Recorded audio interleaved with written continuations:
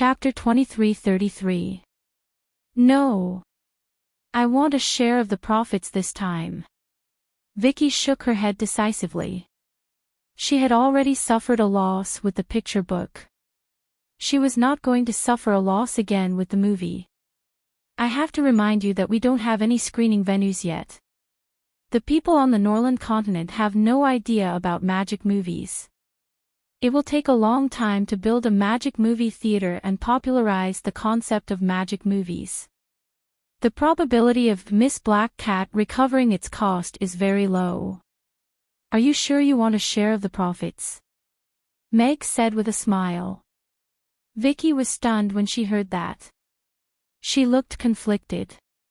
She knew that Meg was right. Even in a world like the underground city where movies have been popular for thousands of years, there were still many lousy directors who made losses with every movie they made. To film a movie on the Norland continent before the existence of cinemas, and to be the first person to film a movie was simply unimaginable. Only Mag would be able to do something like that. I have to remind you that I intend to provide the screening venues for magic movies as a cinema company after this industry is developed. Therefore, the purpose of my early source of films is to open up the market. I can't guarantee any box office, Meg said. Vicky knew that Meg was telling the truth, and he was very honest. The singing troupe is not short of money now, so I can add some money to my dream. I don't want a fixed sum of money. I just want a 30% share of the box office. Vicky smiled at Meg. Deal. Meg nodded. He did not bargain. This share was similar to the share of film and cinema companies in his previous life. However, as he was the investor, distributor, this share was not very reliable. However, Meg was not short of money. This small amount of money was nothing compared to getting an all-round scriptwriter. Oh, yes. Can I make a small request? Meg asked. What? I want to add a small role and an actor in Miss Black Cat, Meg said. Vicky frowned. He had just said that he would not interfere with the movie. However, she still asked, what role? Who are you adding? One more chef, and that's me, Meg patted his chest and said. You want to participate? Vicky was a little surprised, but soon looked conflicted. It's not good to change the story into Miss Black Cat and the chef eloping together, Meg. I don't want to be the male lead. I just want a small role. Meg shook his head. I don't need a lot of scenes. I just need the time to cook a dish. I want to teach everyone how to cook a dish. Is that so? Vicky blushed and realized that she had misunderstood. She thought about it seriously for a while and nodded. I can think about it, but whether I can join you or not, I have to see your performance before I make a decision. This was really a strict director. He didn't even allow for funding to enter the team. Meg smiled and nodded. Sure, no problem. Who was he? Meg, Alex, Hades. He was the best actor who could switch between 3 identities at will. There was no need to worry about his performance in front of the camera. How much are you going to invest in this movie? Vicky asked again. This movie doesn't need any big scenes or special effects, so the investment shouldn't be too high. I'm going to invest 10 million copper coins, Meg said. Vicky thought for a while, and nodded in agreement. That's enough. She knew very well that Meg wanted to build a movie theater system on the Norland continent, and this was the biggest investment. Apart from that, I actually have a script that I want to invite you to write for me. Meg took out a stack of papers, and pushed it in front of Vicky. Phantom of the God of Cookery. Vicky looked at the tacky title on the cover, and raised her eyebrows. It looked like a bestseller from a roadside stall. She picked up the booklet, and flipped through it. Her expression became more and more serious, and her eyes lit up. She held the booklet as if she had found a treasure. About 20 minutes later, Vicky put down the booklet in her hand, and stared at Meg, and asked, "Who wrote this story?" "That's me." Meg smiled. Vicky looked at Meg with even more passion. She praised, "Although the writing is terrible, the narrative is very messy, and the emotional changes are stiff, this is really a good story." Meg's facial muscles twitched. He didn't know if he should be happy with the praise. The writing was his, the narrative was also written by him, and the emotional changes were also made by him. Only the story was written by someone else. This girl is quite good at reading people. Vicky also felt that her words didn't sound very nice, so she explained, "I mean, the story is very good, and the flaws don't obscure the jade. Even if it's changed into an opera, it should be very popular. I want to ask you to help me change it into a magic movie script. Of course, as a reward, I can give you the opera copyright of this story for free," Meg said. "Really?" Vicky's eyes lit up. "All the cooperation we discussed today will have to be signed later." Meg nodded. "Deal." Vicky nodded decisively. Recently, she had been thinking about new operas, and Meg's story made her eyes light up. The love and hatred between a human chef and a succubus, interspersed with elements such as tree demons, great old ones, and so on, kept up with the trend and was extremely dramatic. Vicky felt that this story wasn't inferior to Miss Black Cat, and it might even be more enjoyable than Miss Black Cat. What was even more amazing was that this story was naturally suitable to be played on the big screen. Whether it was the tree demons or the great old ones, they could be created through magical special effects, bringing a strong visual impact to the audience. "This chef, you're not planning to act yourself, are you?" Vicky asked Meg. "Yes." Meg nodded honestly. This was a movie tailor-made for him. Then the female lead. Vicky bit her lower lip, as if she had made up her mind. Reluctantly, the female lead already has a candidate. Meg smiled and looked at Vicky's airport runway at a young age. "You're still young and not suitable for this kind of role." Vicky? She was indeed still young, but she felt that Meg was referring to someone else. It was extremely hurtful and insulting. She was so angry that she wanted to tear up the outline in her hand, but she couldn't bear to part with this good story. She hesitated for a while, then gritted her teeth and nodded. "Okay, I'll take it. I plan to shoot this story first, so I'll leave the script to you. I hope I can come back to the theater in 7 days and see the first draft of the script," Meg said with a smile. 7 days. Vicky almost jumped up. Did this guy think that everyone was a tentacle monster? When she was conflicted, she might not be able to write a word for a whole day. End of chapter. Chapter 23-34. I heard that people like you who can write scripts can write tens of thousands of words every day. Otherwise, you don't deserve this job. Meg looked at Vicky with a smile. Is that so?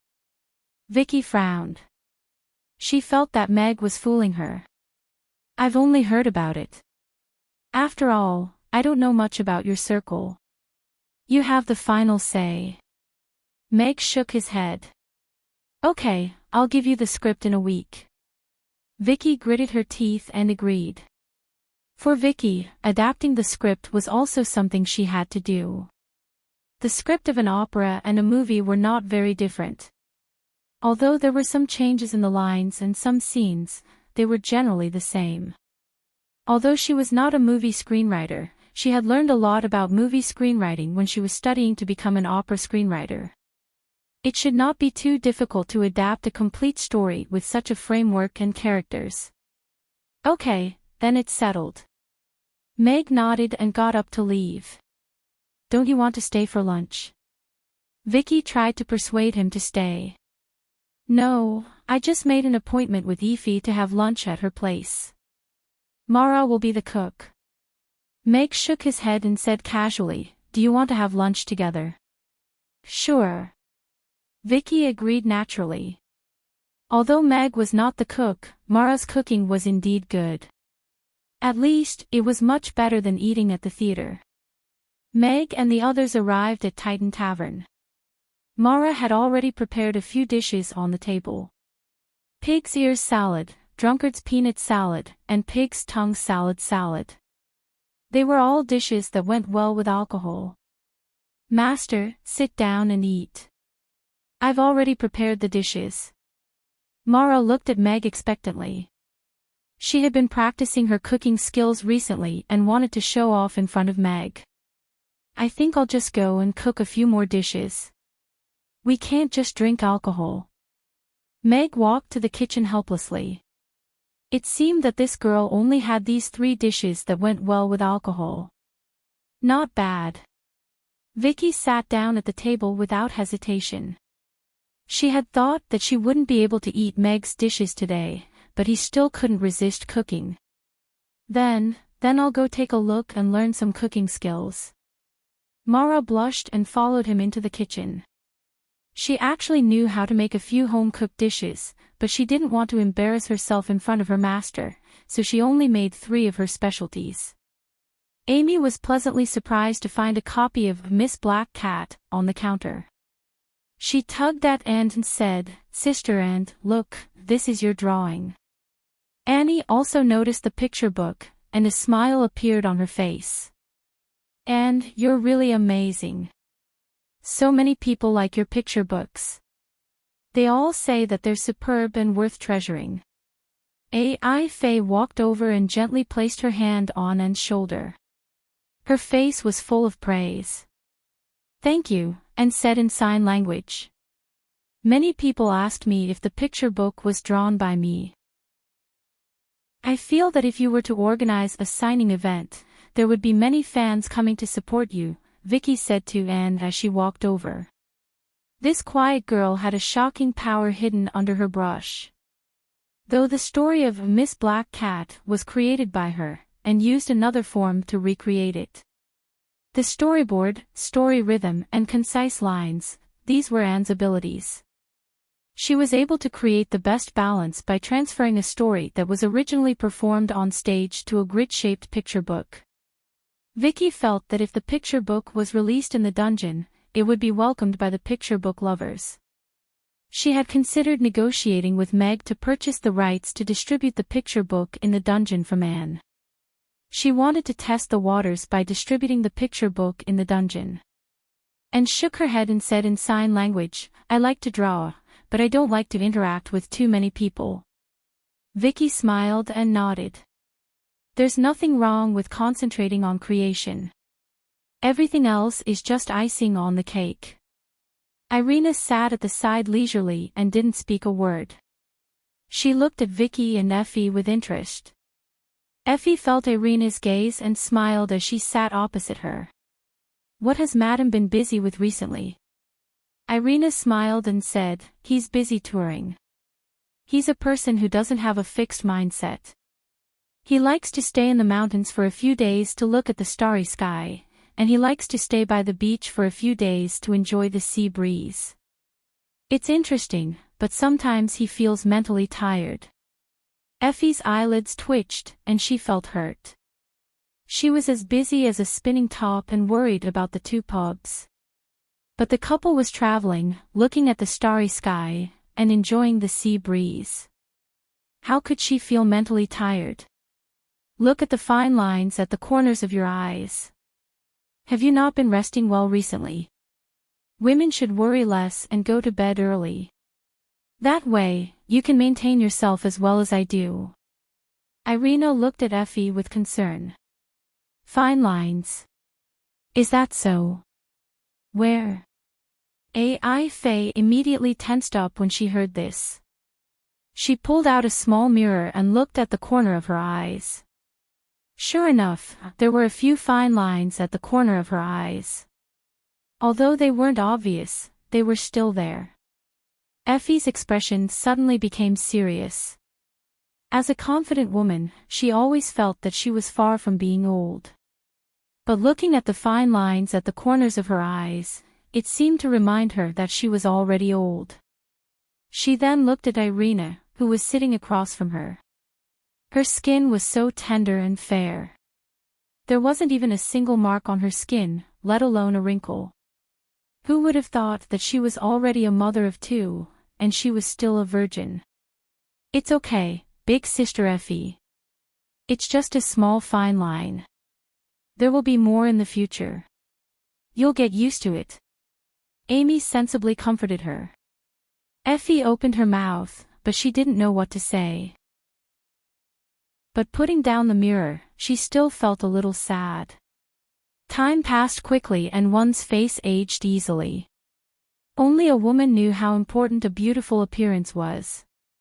Irina, who originally had a bit of a teasing smile, looked at the depressed Effie, and the smile on her face disappeared. After thinking for a bit, she took out a small bottle and handed it to Effie. This is. Effie took the delicate little bottle and looked at Irina with confusion. This is a small bottle of life water. Apply a little to the corners of your eyes every night before you go to bed. It should improve your fine lines. Irina said. Really? Effie's eyes lit up. She suddenly clenched the little bottle in her hand, afraid that it would fall to the ground. But she quickly realized something and handed the little bottle to Irina with both hands. Isn't life water the holy water of the elven race? I can't accept such a precious thing. End of chapter. Chapter 23:35. AI Faye didn't know the true value of the water of life, but that didn't stop her from knowing that it was an extremely valuable item. At the very least, it wasn't something that could be obtained by just anyone with money. However, Irina was giving her a bottle of water of life just to improve the fine lines around her eyes. Take it. It's just a small thing. I have plenty of it. Irina waved her hand nonchalantly. She drank more than this every day after waking up, so it really wasn't much. But, if you don't think the fine lines around your eyes are a big deal, then forget it. Irina looked at her calmly. AI Faye's hand that was holding the bottle immediately stiffened. She looked at Irina, then at the small bottle in her hand. In the end, she still couldn't make up her mind to become ugly. She accepted the water of life, and looked at Irina with gratitude as she said, "From now on, you're my biological sister." That kind of biological sister? Irina looked at her with a hint of a smile on her face. AI Faye fell silent. Become sworn sisters? Or? Her gaze drifted toward the kitchen. If they had the same husband, that wouldn't be a bad idea. Shameless. AI Faye spat on herself. Irina had just given her a bottle of water of life, but she was already thinking about her husband. She was a vixen. Whatever you say, big sister. AI Faye blushed. Meg overheard their conversation from the kitchen. He looked at AI Faye and said, "You're blushing like a tea kettle. Is this some kind of beauty lotion?" Vicky interjected curiously as she looked at the small bottle in AI Faye's hand with curiosity. Although she was still a young girl and didn't need to worry about growing old, as a girl, she was naturally curious about things that made her beautiful. It's somewhat effective. Irina nodded and said, "But I don't feel anything special when I use it to wash my face every day." AI Faye looked at Irina with complex emotions. This big sister of hers really was a Versailles fan. She used the water of life to wash her face every day. Even the nobles in Rodu wouldn't dare to say such a thing. Just how rich was she? AI Faye couldn't help but be curious about Meg's wealth. He opened a random tavern, and it became one of the top 10 restaurants in Rodu, with hundreds of thousands of taverns being sold every day. He casually made a picture book and made tens of millions of yuan. Most importantly, they didn't need to worry about these things themselves. Not to mention that he had casually bought half of Romo Street.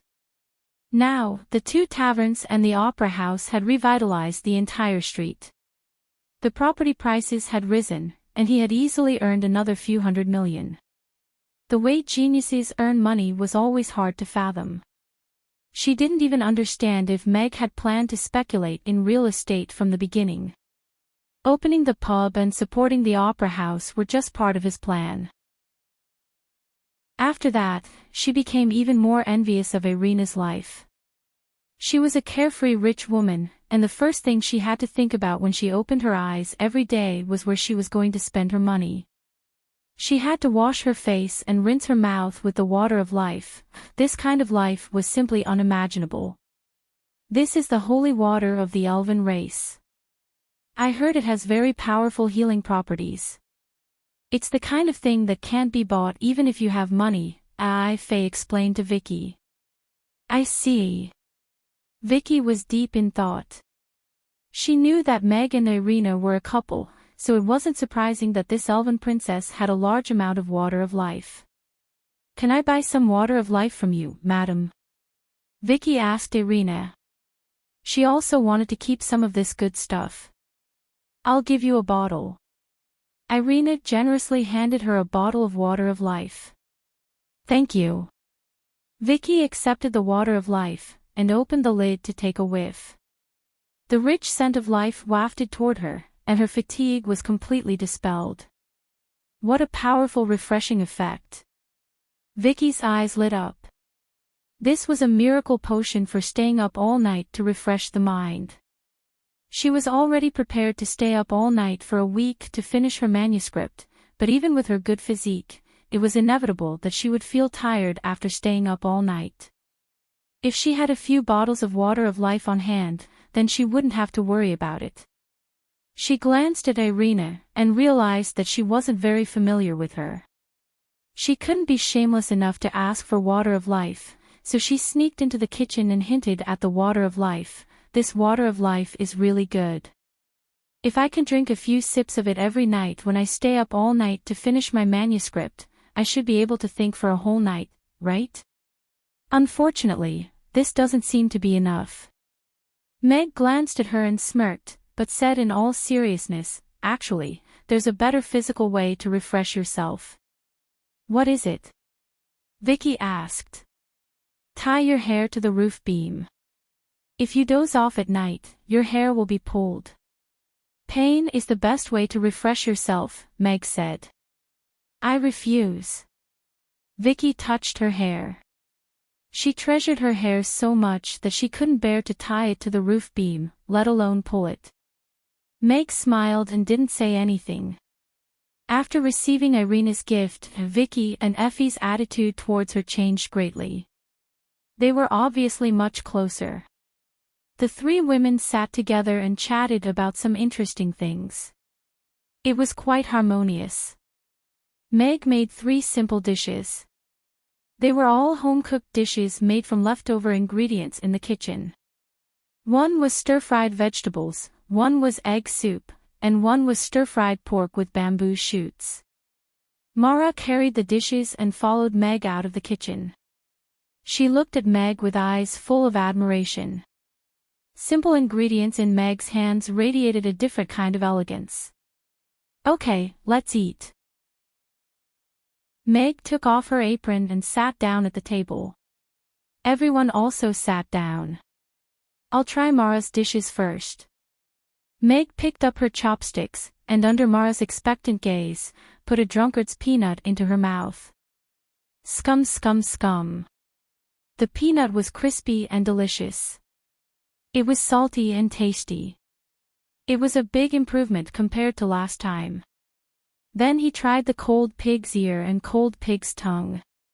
The pig's ear was crispy and chewy, the pig's tongue was supple and tough, and the chili oil was spicy and fragrant. It was a big improvement. Meg put down her chopsticks and looked at Mara, who was standing nervously at the side. She nodded with a smile. Not bad, it can be released in Saipan Tavern. Really? Mara was so surprised that she almost jumped up. Yes, It's met my expectations. Meg nodded. That's great.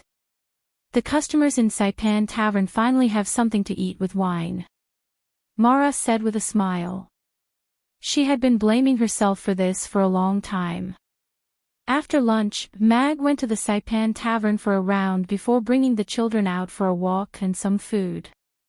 Coming out of a food alley, Amy and Anne's hands were full of all kinds of food. Meg and Irina smiled as they followed behind the two little ones. Just as they were about to walk out of the alley, they were blocked by a white-haired priest. End of chapter. Chapter 2336.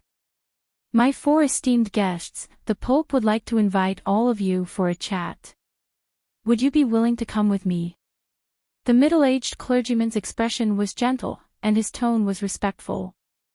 Meg looked at the middle-aged clergyman. He was a 10th-tier great magic caster, and he didn't know which bishop of the Holy See he was. Meg had always kept a respectful distance from that mysterious Pope, and didn't want Amy to have too much to do with him. The Holy See had once led the human race out of the Dark Age, and established the Roth Empire. However, the Holy See had always been old-fashioned, and there were many internal rules. Once one entered the Holy See, one would have no choice. However, this Pope seemed to care a lot about Amy. Not only did he want her to become the Holy Lady of the Holy See, but he also gave her a pair of wings of light, and had come looking for her time and time again. If it were in the past, Meg would have found a random reason to avoid meeting that old man. However, things were different now. With his power, he didn't have to fear the Pope too much. Hence, he decided to meet that old man and see what he wanted. Let's go. Bring us there, Meg said to the bishop. Please come with me. The bishop nodded with a smile, and led everyone into a deserted alley at the side. As soon as they stepped into the alley, a light flashed before their eyes, and they appeared in a magnificent hall. Meg was secretly trying to figure out how ingenious this teleportation spell formation was, but his gaze was attracted by the Pope, who was standing in the center of the hall, wearing a white robe and a crown on his head. The bishop who brought Meg and the others to the hall bowed to the Pope, and then left the hall. Father, isn't that the grandpa who gave me the wings? Amy asked softly. Yes. Meg nodded slightly. My young friends, you're all here. The Pope turned around and smiled at Meg and the others. His gaze landed on Amy, and his eyes shone even more brightly as if he was looking at a treasure.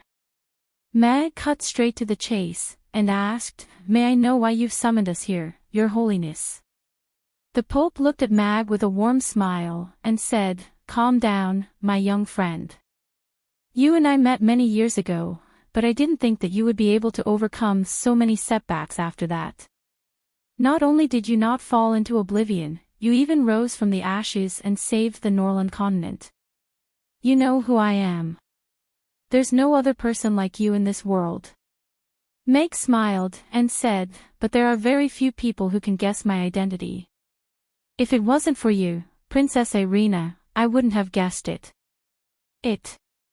Old man, I didn't expect you to still look like this after so many years, Irina said with a smile as she looked at the Pope. Back then, she often traveled between Rodu and the Wind Forest, and was once tricked into joining the Holy See by this Pope. He even said he wanted to make her the Holy Maiden. However, she was a little cautious back then. She heard that the Holy See had a lot of messy rules, and there were even rules about what time to wake up every day, so she ran away. She heard from Meg that the Pope had invited Amy to become the Holy Maiden of the Holy See. She didn't expect the Holy See to be so shameless as to block her path. You've been like this for decades. You can't change just because you want to. The Pope shook his head slightly. His gaze landed on Anne, and his smile became even gentler. He waved at her, and said, Child, come here. And looked at the Pope, and felt a sense of warmth in her heart. However, she still looked at Meg, who was at the side, to seek his opinion. I'm here to tell you not to continue to have designs on Amy, and don't even think about having designs on Anne. The smile on Meg's face disappeared, and he looked at the Pope with some vigilance. I feel that this child and I are very fated, so I want to give her my blessings. I don't have any ill intentions, the Pope explained with a smile. No need. We don't believe in the Holy See's nonsense. Meg rejected on behalf of Anne. Anne's identity was very special. Although she wasn't tainted by the aura of the great old ones at all, she was a pure and kind soul. However, the Pope's identity was special, and his strength was unknown. If he said he was going to give her his blessings, but actually attacked Anne, he didn't have absolute confidence that he could protect Anne and Amy at the same time. You have a good daughter. Since you don't want me to give her my blessings, I can only give her a small gift. Carry it with you, and it can turn misfortune into blessing. The Pope took out a small piece of quaint black jade. There were many complicated runes on it. He threw it lightly, and it flew toward Anne, finally stopping in front of her. And still didn't rush to take the jade. Instead, she looked at Meg. Take it. It's a token of the Pope's appreciation. Meg nodded slightly. And reached out and grabbed the jade, then thanked the Pope with sign language. This child's voice. The Pope looked at Anne with some surprise. She was born with it, but she can now communicate with sign language, Meg explained. How could such an exceptional person have such a flaw in her voice? She should have a voice that can sing beautiful songs. The Pope shook his head, and after a moment of contemplation, he pulled out a small vial and handed it to Meg. What's this? Meg was puzzled. This is a bottle of high-grade throat-soothing pills. Although I don't know how much of an effect it will have on her condition, it should have some effect, the Pope said. Thank you, Anne said with sign language. You're welcome. The Pope nodded slightly. Finally, he looked at Anne with a smile on his face. My little friend Amy, are you willing to become the Holy Maiden of the Vatican? If you are, you will be the master of this hall in a moment. No. In your dreams. No. 3 voices sounded almost at the same time. The Pope's smile was a little absurd. There was actually a family in this world that was so against becoming the Pope of the Vatican. If this had happened 100 years ago, it would have been completely unimaginable. Bearded Grandpa, although I am very grateful for the wings you gave me, I still don't want to become your holy maiden. I want to stay in the restaurant, by my father and mother's side. Actually, even if you become the holy maiden, you can continue to stay in the restaurant, by your father and mother's side. It won't be too late for you to return to the Vatican when you become an adult, the Pope said with a smile. Do you think we will hand over a child that we have painstakingly raised to the Vatican?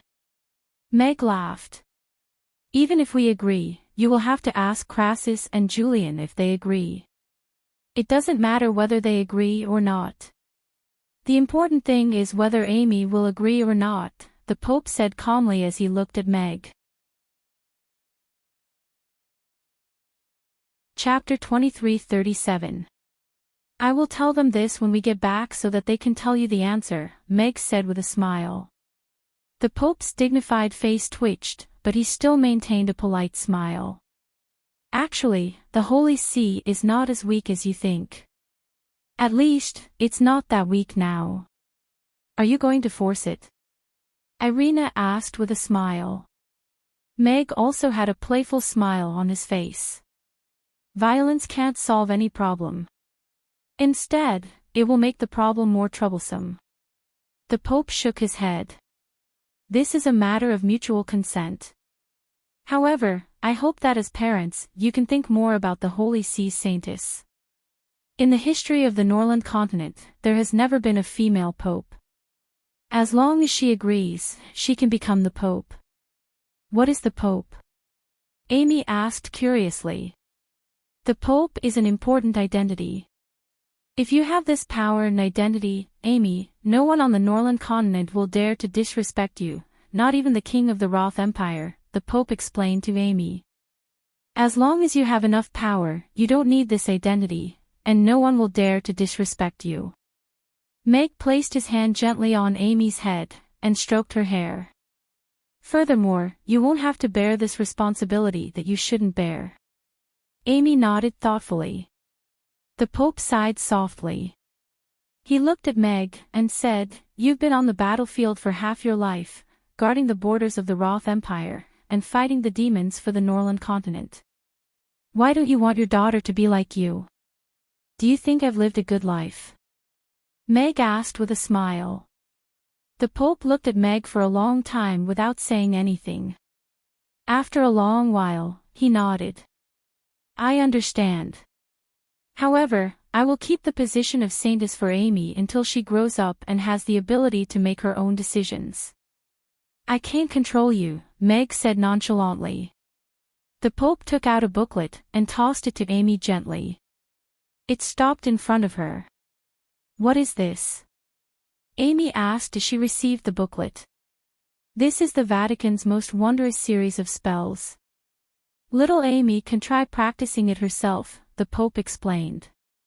Meg had wanted to ask Amy to put down the phone, but when he saw Irina shaking her head slightly, he swallowed his words. "If there's nothing else, we'll take our leave first."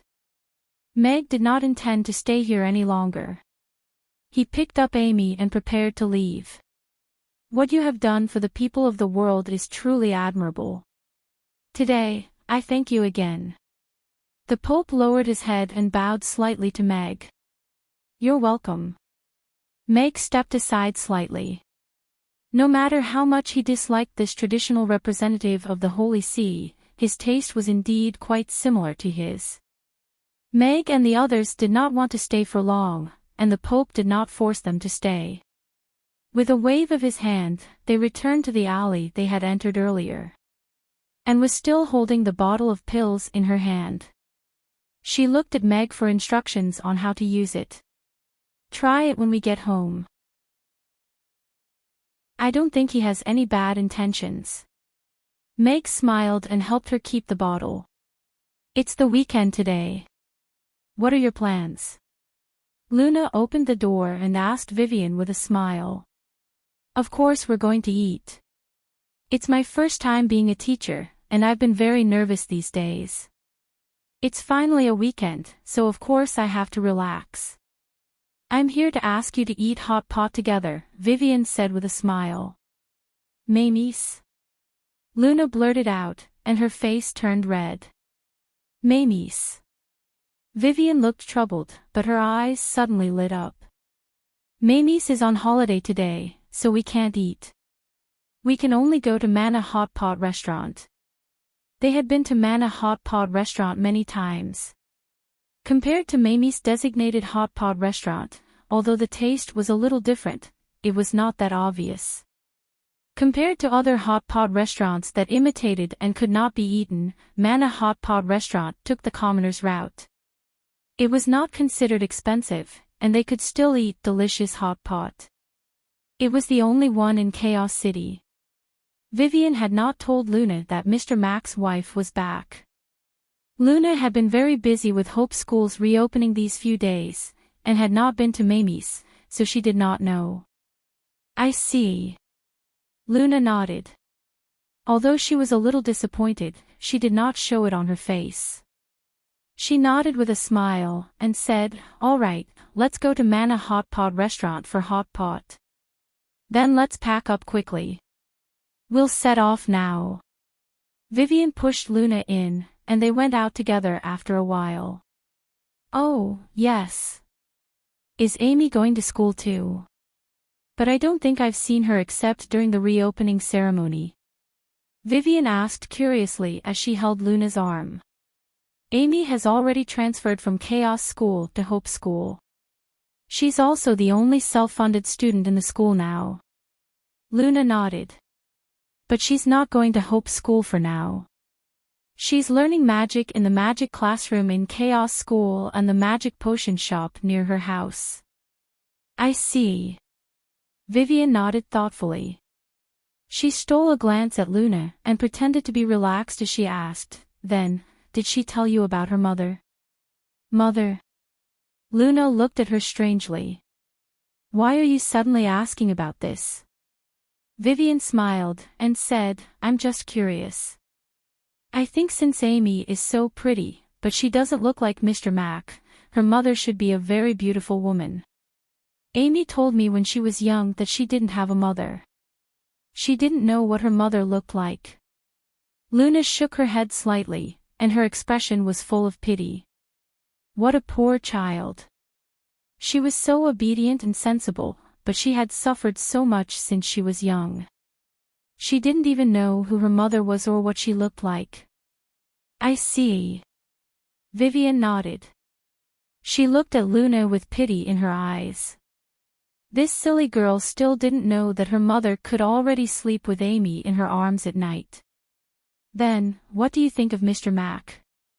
Vivian asked, and her expression became more serious. Mr. Mac is a good person. Can't you say something more practical other than being a good person? He's a gentle and kind person, and he cares a lot about children. He's a respectable person, and he's willing to do a lot for children. He's also a genius with extraordinary creativity. Luna listed out all of these, and the corners of her mouth unconsciously curled up. It's over, it's over. I've really gone too far this time. Why can't this girl resist temptation at all? Could it be that I've really fallen in love with him because I've heard too much about him? Vivian felt a little guilty, and also a little conflicted. If Luna knew about this, she would probably be very upset, right? Mr. Mac, scumbag. Vivian thought to herself. Chapter 23:38. It's the first day of hard work. Vicky locked the office door, took out balls from her ring, and placed them on the table. She tapped them with her fingers, and a virtual screen and a virtual keyboard appeared. Although brain-computer interfaces had been popular in the dungeon for many years, Vicky still liked the rhythm of typing on the keyboard as it gave her more inspiration. Meg had already designed the framework and content of the story, so she still used the brain-computer interface to go through the first draft in her mind. Wild ideas couldn't be presented on camera, so even if it was just a fantasy in her mind, she still had to follow basic logic and principles. Therefore, Vicky spent the whole night just going through the story in her mind. Vicky opened her eyes and looked at the first draft in front of her. Her tired face was instantly relieved. It's a good story, but I still need to add 100 million details. Vicky went through the draft and made some edits occasionally. The alarm beside the table rang. It's already 7 o'clock. Vicky reached out to turn off the alarm. Although she was in high spirits and her mind was filled with inspiration, she had to put it aside for the time being. Drink some life potion, wash your face, and have some breakfast. It's time to prepare for the performance in the morning. Vicky put away the balls on the table and took a sip of the life potion. She felt that her tired spirit was instantly restored, and her physical strength was replenished. It was as though she had a good night's sleep. If this can be made into a beverage, it will be very popular, right? Vicky looked at the small bottle in her hand with admiration. It was much better than most of the recovery potions. The story is good, but the name is terrible. I'll have to change it sooner or later, Vicky muttered as she left the room. Meg had a good night's sleep. He was relieved to pass the script to Vicky. After the morning service, he rode his bicycle out for a spin, but he didn't find a suitable location. Halfway through, he met Angela, who was sitting at a corner of the park and reading a book. What are you reading here? Meg stopped his bicycle in front of her and looked at her curiously. Angela raised her head when she heard the voice. She was stunned when she saw Meg. Her face turned red and she quickly hid the book behind her back. Boss, why are you here? Angela sounded a little nervous. Meg saw that she was nervous, her face was red, and she was panting. His expression suddenly became a little strange. This girl, could it be that she was reading that kind of book? But thinking about it, this lass was neither too young nor too old.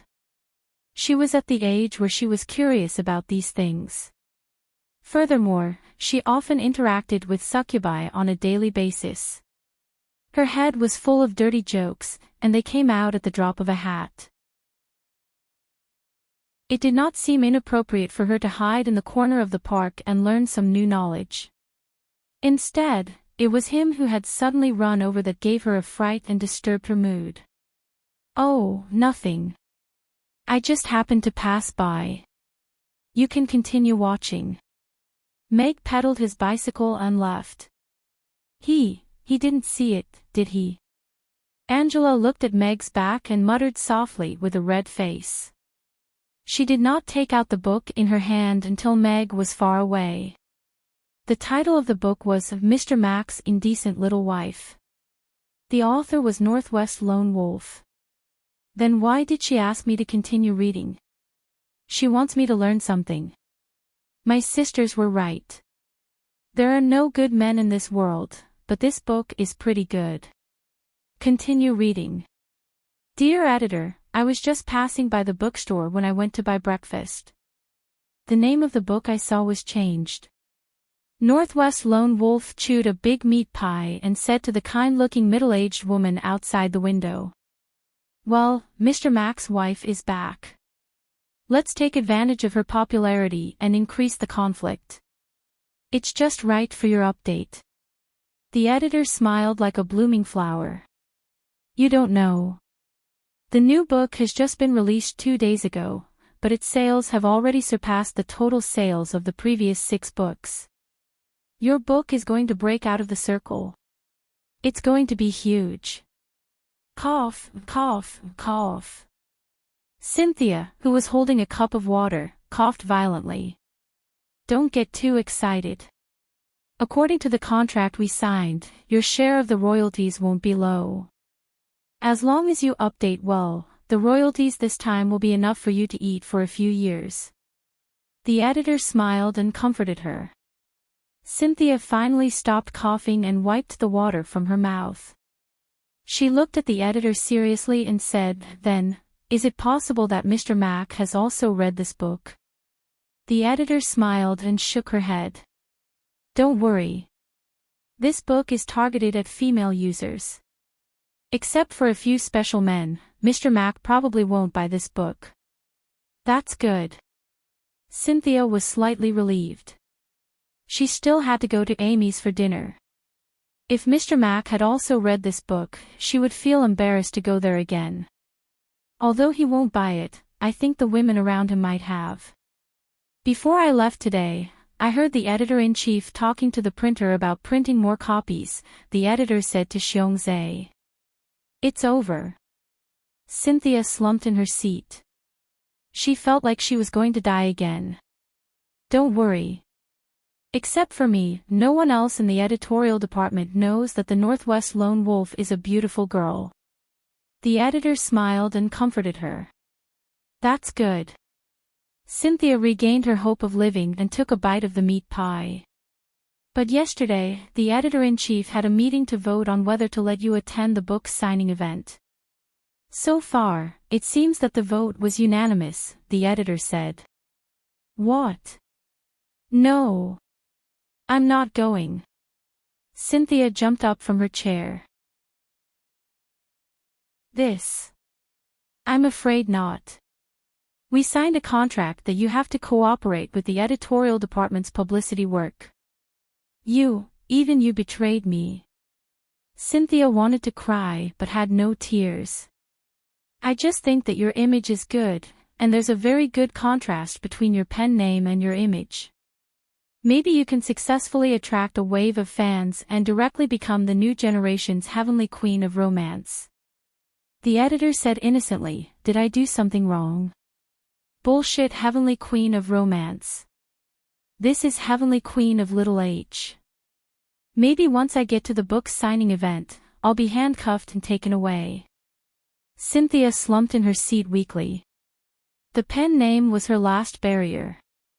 From the moment she wrote those words, she never thought that one day she would use this pen name to meet people. And now, the editorial department was asking her to attend a book signing event. Was this a book that could be used for a book signing event? Was she shameless? Eat your breakfast slowly. Remember to write the draft in advance for this month. I'll let you know when there's news about the book signing event. The editor immediately slipped away. Don't run. I'm telling you, I'm definitely. I definitely won't do a book signing event. Cynthia climbed up from her chair and shouted in the direction of the door. Chapter 23:39. Everyone, eat. Why are you all looking at me? Meg picked up a piece of red braised pork with his chopsticks and put it in Amy's bowl. He looked at the ladies who were looking at him strangely. Ever since everyone arrived at the restaurant, their expressions had been strange, as if they were hiding something from him.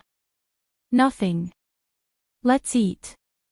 Angela picked up her bowl and chopsticks, lowered her head, and ate quietly. Everyone followed suit, but the atmosphere was still a little strange. Irina also looked at them strangely, wondering what secrets they were hiding. Ha ha ha, to think you would have such a day. It's a pity that there are only words. If only I could get a video.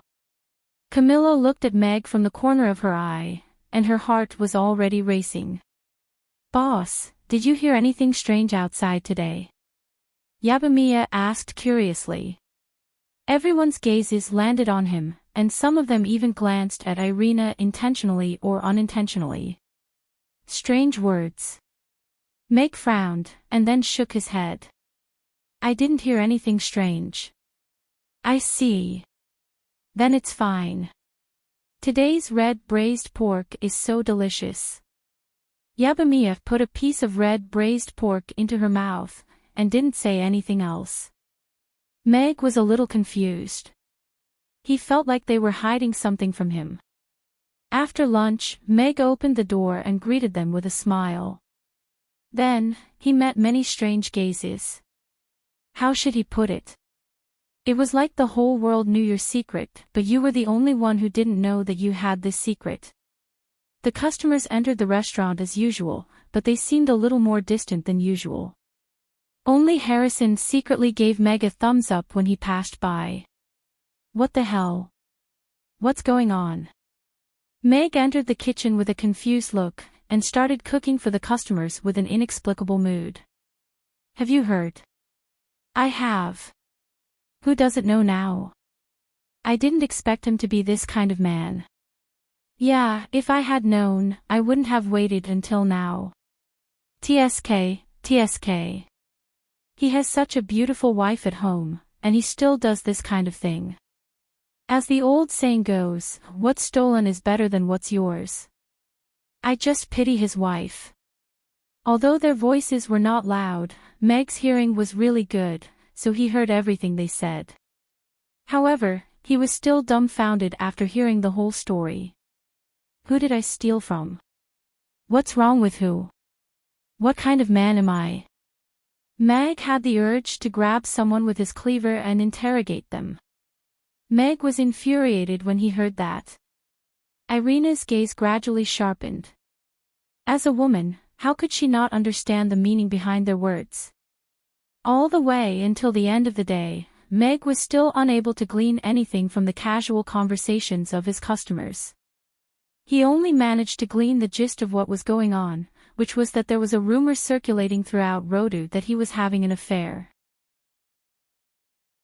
Moreover, this news was spread methodically and full of details, so it received the approval of everyone. Irina made her way to the entrance of the kitchen, and looked at Meg, who was wiping his kitchen knife, with a smile as she asked, "Shouldn't you explain what's going on?" All of the women who were cleaning up the restaurant immediately fell silent. Even though they were still working, They all pricked up their ears to hear what kind of family tragedy was about to unfold, and whether they should help mediate the situation. I also want to ask that question. Meg stowed away his kitchen knife and made his way to the entrance of the kitchen. He looked at the women who were working diligently, and asked, "Mia, what do you think they meant by that?" Mia put down the plate in her hand and looked at Meg, then at Irina. She bit down on her lower lip and hesitated for a while before replying in a low voice, It seems that there are some rumors going around." Say what?" Irina asked. Mia looked around her before turning to Angela with a pleading expression. Angela's eyelids twitched, and she tilted her body slightly to avoid her gaze. "It said that the boss is having an affair with a customer, and it's been written into a novel. It seems to be selling well, so it's been spreading like wildfire. Everyone knows about it now." Elizabeth calmly continued the conversation. "Ha! There's such a thing." Meg's eyes widened.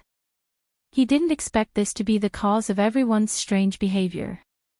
He really didn't expect that there would be people who would spread rumors about him, and that it would be so influential. That would explain why the atmosphere was so awkward earlier. After all, he still had the image of a good man here. Overnight, he became a heartless man who betrayed his wife and had an affair, and the passers-by lost their good impression of him. It's just an author's story, so it's not surprising. It's strange that so many people believe it, isn't it? Meg explained to Irina. Irina didn't respond to Meg's words. Instead, she turned to look at the women and asked, "Who has that book?" "I have it." Angela presented the pink-covered book as if it were a treasure. Isn't this the book she was reading in the park this morning?" Meg raised his eyebrows. He suddenly understood why the book was so familiar. Now that he thought about it, he immediately understood why she was blushing when she was reading in the park this morning. Mr. Mac's incestuous little wife, Irina took the book and read it aloud. What a shameful title. It's obviously written to torment ignorant young girls. Meg furrowed his brows. Have you all read it? Irina looked at the women and asked. No. The women all shook their heads, including Angela. You haven't read your book? Irina looked at Angela strangely. I haven't had the chance to read it yet, Angela said, blushing slightly. Like hell I'll believe you. Meg rolled his eyes and reported she was reading this book alone in the park this morning. I saw it with my own eyes. Angela covered her face. She felt like she was going to die. Irina opened the book and casually flipped through a few pages. Her cheeks were also slightly red. She quickly closed the book. Why are you blushing again? Haven't you read romance novels before? Meg muttered in his heart, but he still said with a straight face, Is it full of made-up content? This kind of book, from the beginning of the title, is not worth believing a single word. How can people take it seriously? Public morals are degenerating day by day. Whether it's true or not, read it yourself. Irina threw the book into Meg's hands. Fine, I'll read it. I want to see what kind of rumors she can make up. Meg took the book and casually flipped to a page. The title was, Mr. Mac's Mandarin Ducks Playing in the Water Shikijiru. Meg's expression stiffened for a moment. He silently closed the book. He couldn't read it anymore. If he did, he would be censored. Damn it, it wasn't just a little detail. It was full of details.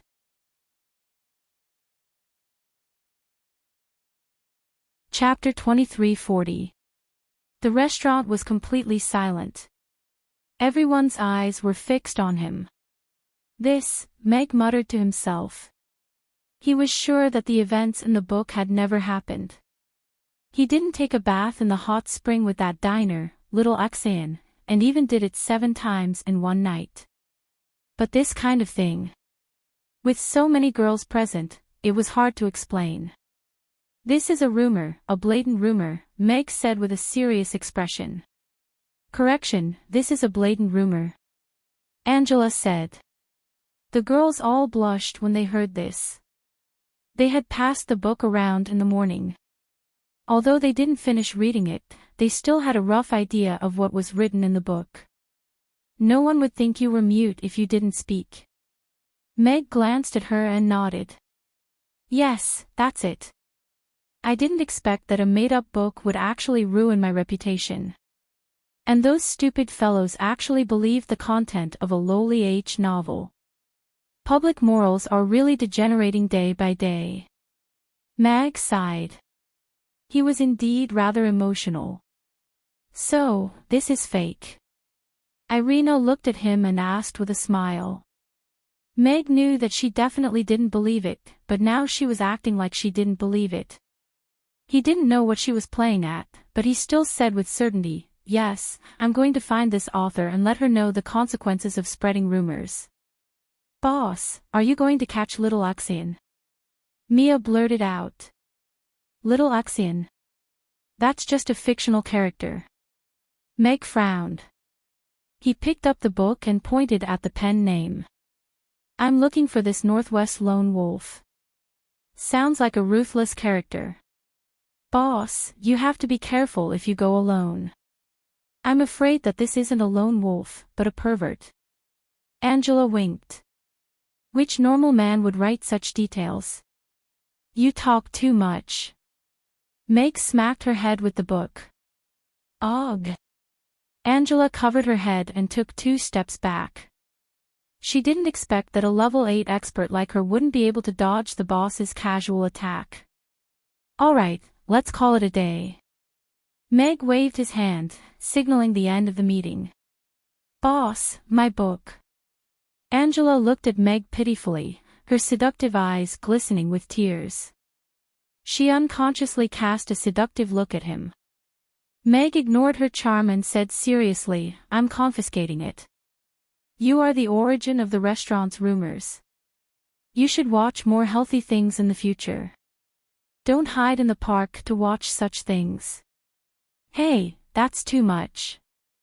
Angela's expression immediately changed.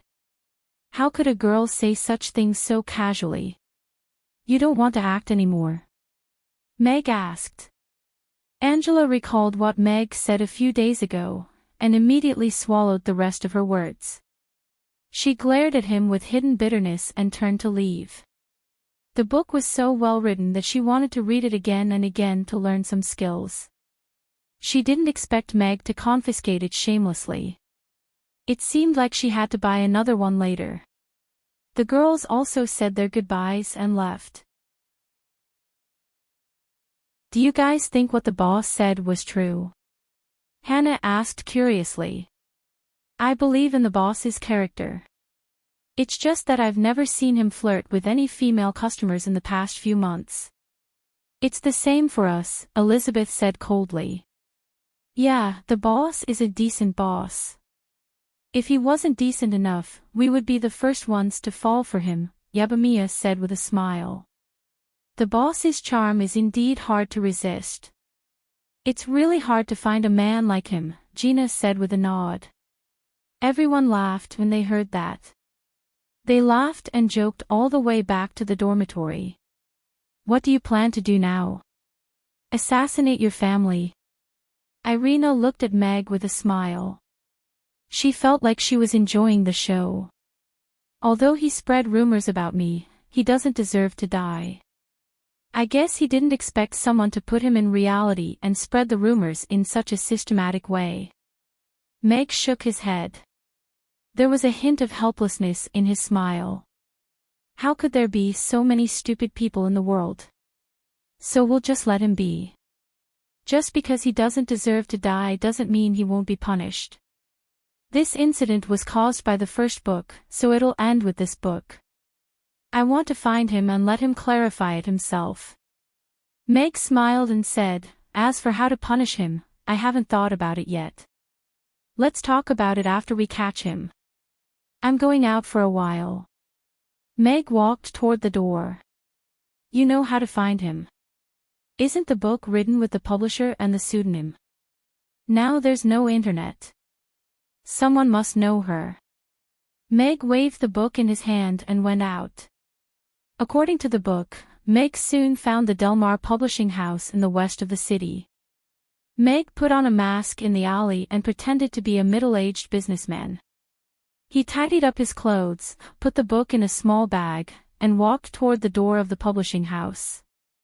As soon as he entered the door, Meg was stopped by the receptionist. Sir, do you have an appointment? The receptionist smiled sweetly. She could see that Meg's clothes were expensive. He might be the boss who came to talk about business. Sorry, I don't have an appointment. But I'm here today to talk about a big business with your boss. Can you inform him for me? Meg said with a smile, inadvertently showing his bracelet inlaid with gems. Okay, please wait a moment. I'll inform the boss. The receptionist didn't know where Meg came from.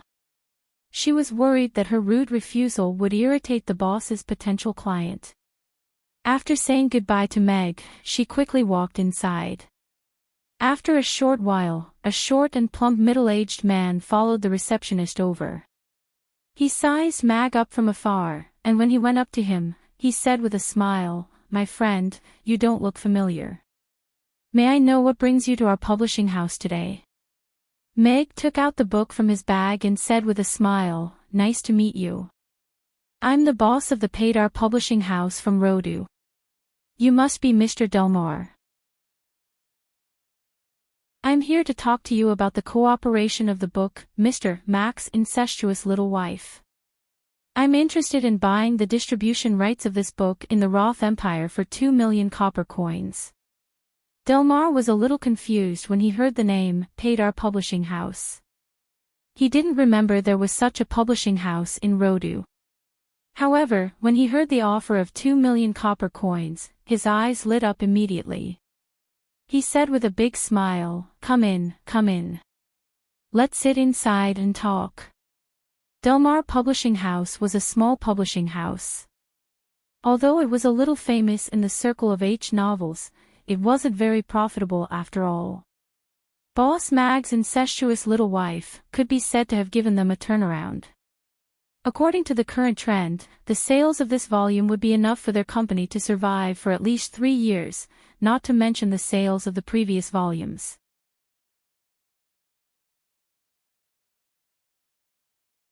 Chapter 2341. Meg was sitting on an uncomfortable sofa in an office that wasn't very spacious. He looked calmly at Delmar, who was making tea for him eagerly. It was this man who published a novel about him. Oh, no, not just one novel. He had just done a simple investigation. There were already 6 novels about him on the market. 3 of them were from Delmar. The best-selling one was Mr. Mac's Indecent Little Wife. Therefore, Meg didn't like him. He even wanted to give him 2 tight slaps. Delmar brewed the tea and placed it in front of Meg. He then sat down opposite him with a smile, and said, "Mr. Padal, can you tell me more about the cooperation you mentioned earlier? It's like this. When I went to the bookstore today, I found that the book published by your publishing house was selling well. I bought a copy and felt that the content was good. It was a good book with good quality and reputation. Therefore, I came here according to the name of the publishing house on the cover. I wanted to talk to you about the cooperation and whether I could buy the publishing rights in the Roth Empire." Meg smiled and said, "With our Padal Publishing House's capability and channels, we can give you a 50% share of the profits in addition to the publishing rights fee." This. Delmar's eyes rolled quickly. There was actually such a good deal. 2 million copper coins was not a small sum of money to Delma.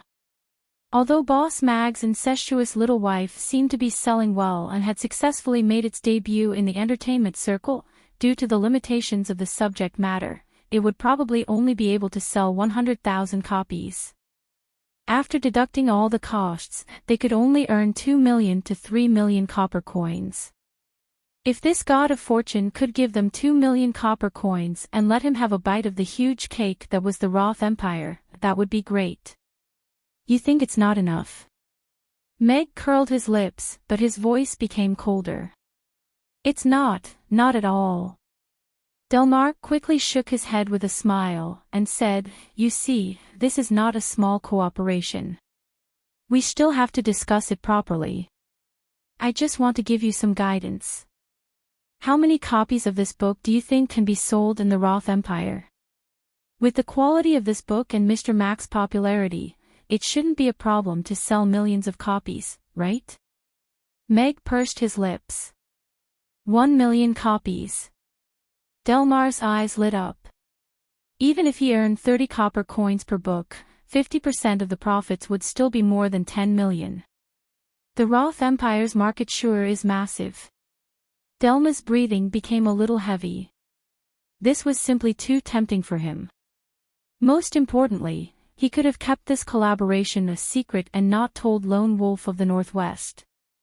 He could have secretly taken the money and earned another 10 million for no reason. It was not that he had not thought of doing it himself, but in the publishing industry, just having books was not enough. You had to have channels and connections. Otherwise, readers would not even have the chance to read your books, let alone sell them. Okay, it's settled then. Delmar clapped.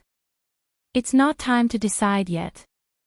Meg took a sip of tea and crossed his legs. Ha! Delmar was stunned. He asked nervously, Is there anything else you're not satisfied with? Meg said slowly, It's not that I'm not satisfied with it. After all, this is a big business. I want to meet the author of this book while I'm on a business trip to Chaos City. I want to talk to him about the creative process of this book and his future plans. You want to meet the author? Delmar pondered. He was a little worried that Meg would poach him, but at the same time, he did not want to lose this opportunity. He was a little conflicted. If it's not convenient, then forget it. Meg put the book back into his briefcase and was about to walk to the door.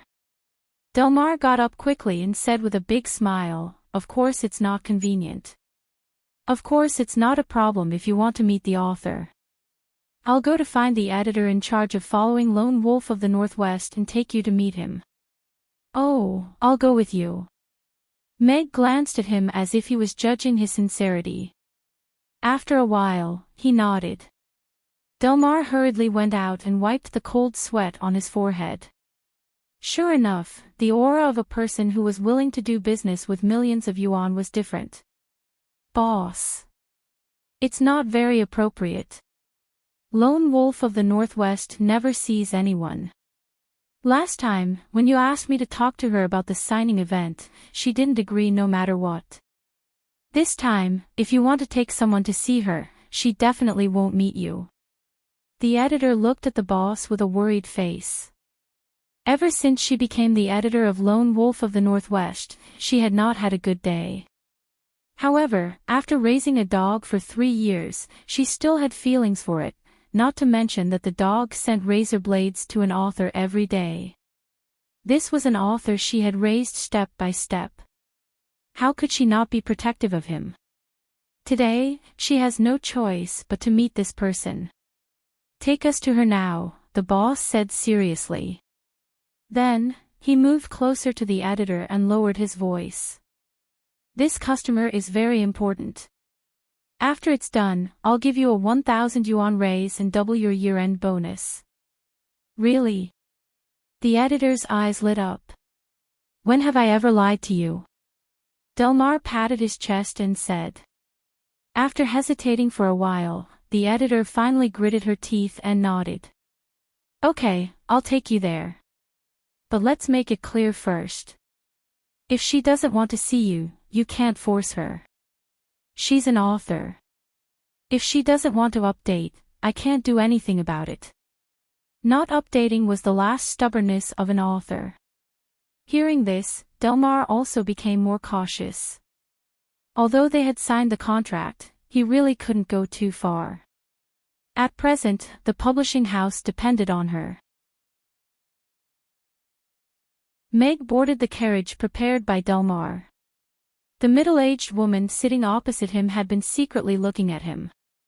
About 10 minutes later, the carriage stopped outside a small courtyard in the southwest of the city. "This is it," the female editor said and got off the carriage first. Meg also got off the carriage. Through the hollow low wall, he could see the layout of the courtyard. In early spring, a tree in the corner of the courtyard had already sprouted small pink buds. There were flowers and plants everywhere in the courtyard, which were well taken care of. After the cold winter, facing the warm wind of early spring, they had already grown green. At the other end of the courtyard, there was an old pagoda tree tied to a swing, which was gently swaying in the wind. There was also a rocking chair in the courtyard. Although no one was sitting on it, it should be very comfortable to lie on it. It could be seen that the owner of this courtyard should be a person who loved life and enjoyed it. However, this layout seemed to be a little girlish. Was this person a pervert? Meg furrowed his brows. But to think that a man would actually imagine such a detailed story about him, even if he wasn't a pervert, he wouldn't do such a thing. "Where is she?" Meg asked.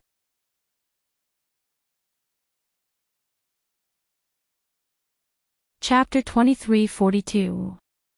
The female editor looked at the yard and looked a little worried. She hesitated and said, "Boss, should I go in and ask first? If she doesn't want to see us, then forget it." Delmar also looked at Meg and said with a smile, "Boss Padel, you often deal with authors. It's inevitable that some of them are shy and don't want to deal with people. Let's ask first. If she really doesn't want to see us, then forget it." Meg didn't insist. Anyway, he already knew the address. He wasn't afraid that he could run away. The female editor nodded slightly and knocked on the door. After a while, a lazy voice came from inside. "Who is it?" "A woman." Delmar and Meg were surprised. Meg didn't expect that the guy with such a coquettish pen name was actually a girl. Of course, what surprised him even more was why Delmar was so surprised. Wasn't this the author of their company? "It's me," the female editor replied. "Didn't you just hand in the manuscript? Can't you let me have a good sleep?" The voice from inside was a little angry and dissatisfied. This voice, why does it sound a little familiar? Meg frowned. Delmar secretly glanced at Meg and then winked at the female editor. The female editor could only bite the bullet and said, My boss wants to see you and talk to you about the book cooperation. The boss of another publishing house also wants to see you." There was silence inside for a while. Then the window opened a small crack. 3 knives flew out and nailed into the tree in front of them. "No!" The window closed with a bang and there was no sound. Looking at the 3 sabers that flew past his face, Delmar's forehead was covered in cold sweat. He swallowed and forced a smile. Hee. Well, the authors nowadays even know how to perform acrobatics. The requirements are getting higher and higher. Meg looked at the 3 knives. They didn't go deep into the tree, but the tips of the knives were firmly inserted into the tree. It meant that the girl didn't have much strength, but her accuracy was good. She should have practiced a lot. Of course, this was not important. What was important was that he had confirmed 3 things. The Northwest Lone Wolf was a woman. He should have seen this woman before. She was a young lady. Looks like this author is quite arrogant. Since that's the case, let's call off our collaboration. Meg turned around and left. Hey. Boss Padel, we can still discuss this matter. Delmo was stunned. He didn't expect Meg to change his attitude so quickly. Just now, he said that he didn't want to meet him. Why did he suddenly say that they should forget about the cooperation? After chasing Meg for 3 blocks, Delmar was the last one who was out of breath. Hi! Delmar slapped his thigh heavily. His face turned blue out of anger. The female editor also chased after Delma for 3 streets. Panting heavily, she stopped behind Delma. Boss, where is he? Gone. Delmar looked back at the editor with disappointment. Your bonus and salary are gone too. No way, didn't we agree on this? The female editor's expression suddenly collapsed. You still dare to say that if you didn't spoil her too much, she wouldn't even dare to meet the boss. If you can't bring her to the office to see me tomorrow, you can forget about your job, Delma said angrily.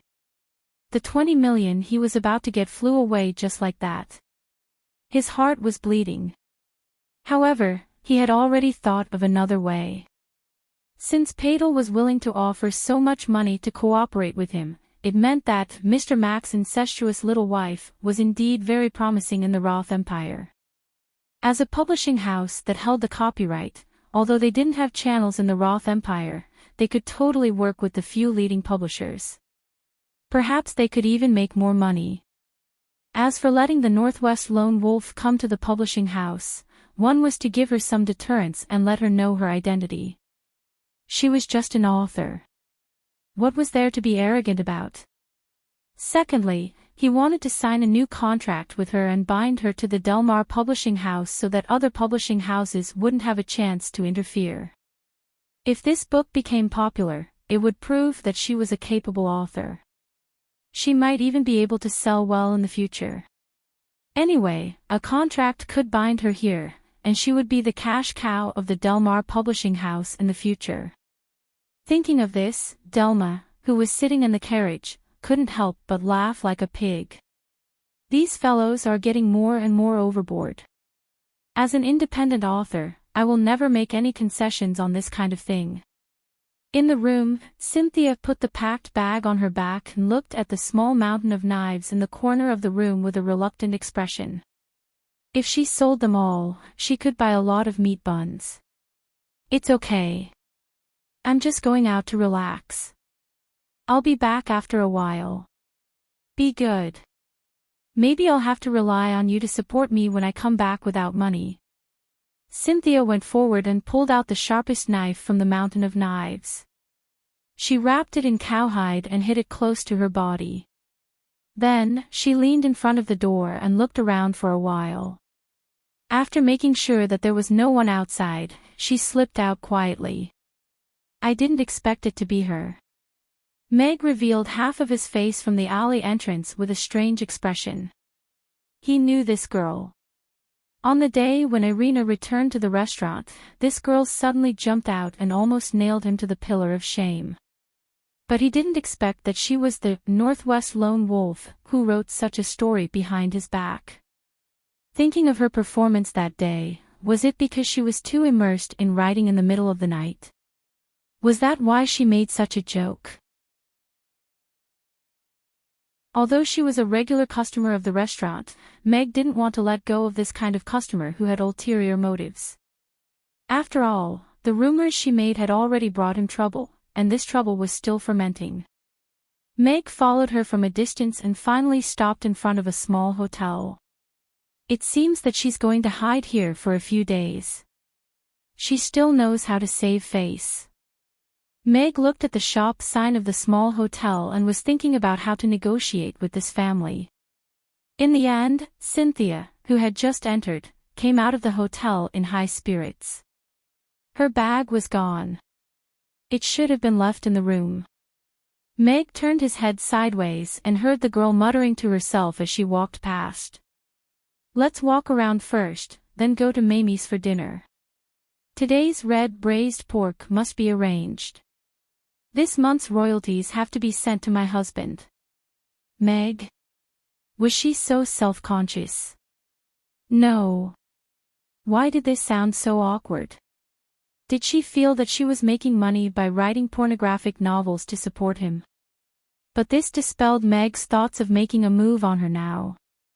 Anyway, wasn't she coming to the restaurant to eat? Why not meet her at the restaurant? End of chapter.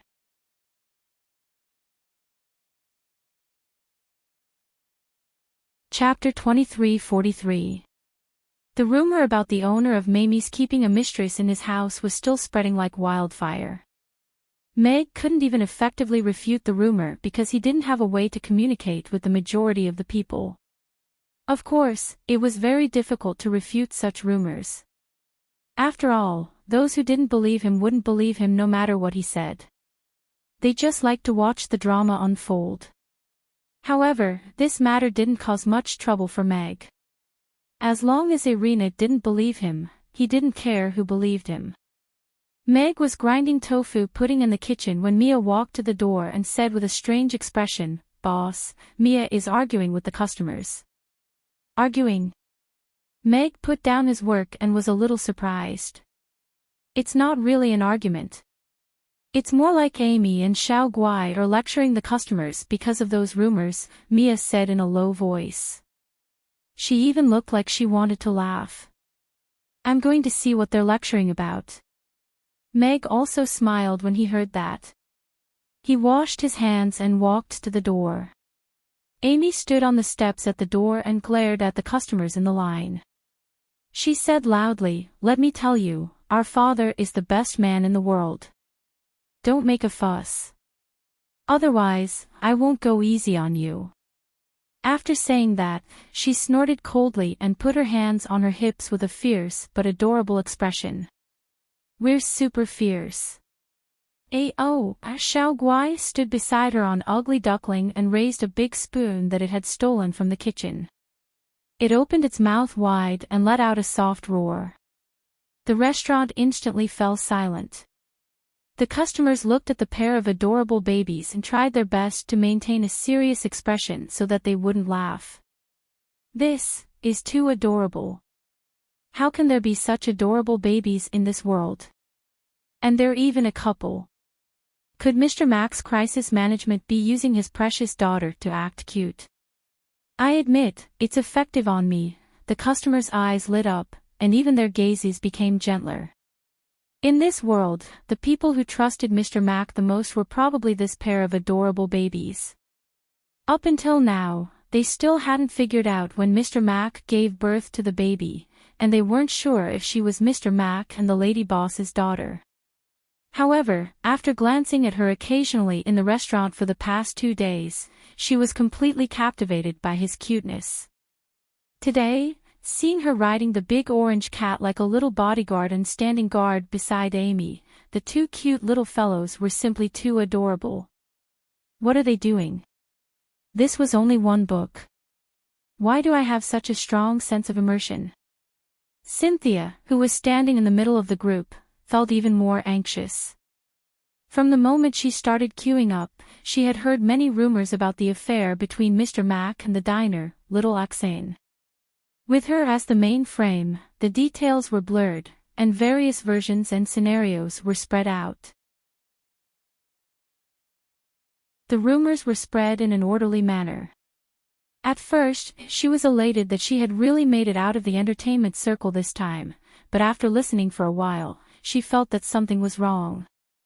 They weren't discussing the plot at all. Instead, they were treating the plot as reality and directly fabricating a mistress who was having an affair with Mr. Mack. Then, they discussed it with certainty and criticized Mr. Mack. This was a rumor. In Cynthia's mind, Mr. Mack had always been a perfect man with excellent character. This was also the reason why she had set him as the male lead. However, she never expected that a book that was originally only spread secretly in a small circle would actually become popular in the entertainment circle.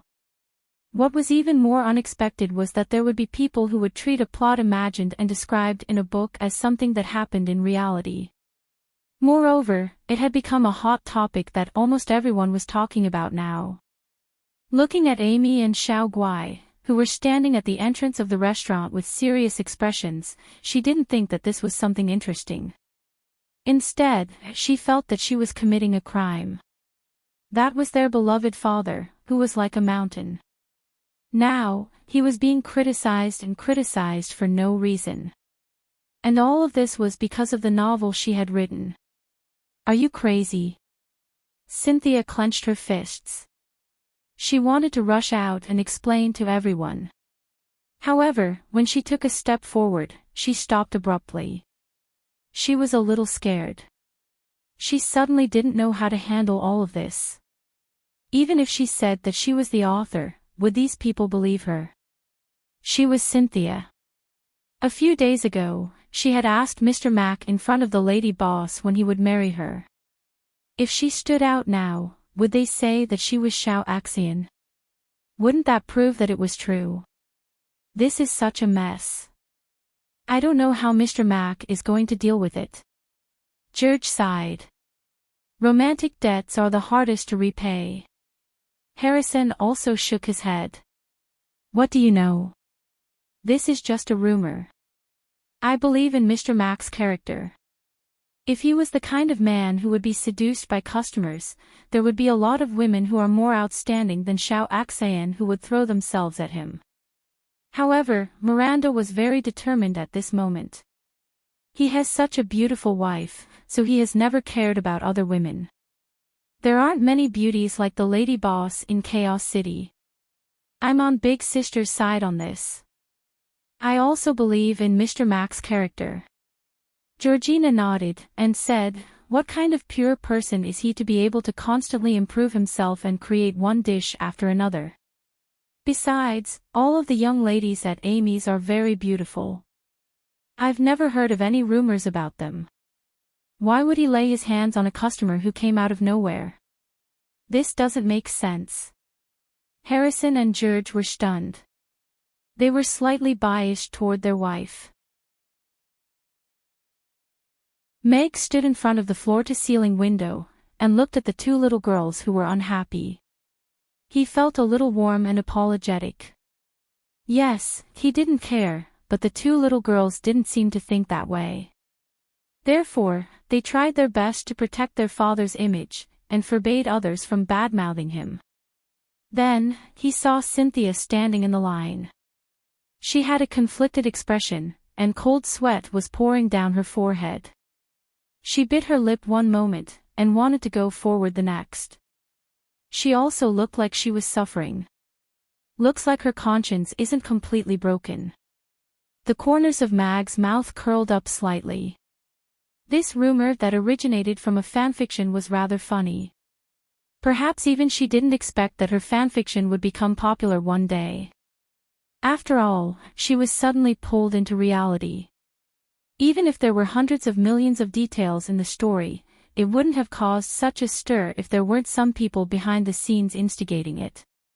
The ones who really had a bad conscience were the ones behind the scenes. The weather is getting warmer. Some people are going to go bankrupt, Meg thought to himself. This is the last warning. If we hear it again, don't blame us for being rude.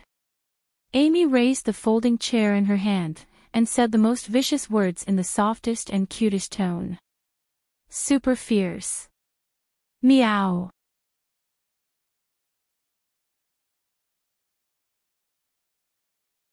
Chapter 23:44. Amy's and Little Guai's warning was not very effective, but it made the customers realize that they shouldn't talk about their father in front of their children. All the gossip stopped immediately. There's nothing to talk about. Why don't we talk about the tofu pudding instead? I think the weather is good today, and it's suitable for savory tofu pudding. What's savory tofu pudding? It's clearly sweet tofu pudding that goes better with good weather. Long live the sweet party. Sweet tofu pudding is a heresy. Soon, the traditional debate in front of Amy's started again. Cynthia stood in the line with complicated thoughts. She had already made up her mind to go to the editor's office the next morning and ask them to remove that book from the shelves. Although this book had brought her a very generous remuneration, she would feel guilty if it came at the cost of Mr. Mac's reputation. She had always been proud of herself for being able to earn a living with her pen and paper. She could lose a book that made money, but she couldn't lose her dignity. The restaurant opened for business, and the customers came in one after another. Cynthia walked to Mag, nodded slightly as usual, and was about to walk past him. "Lone Wolf of the Northwest," Meg suddenly said softly.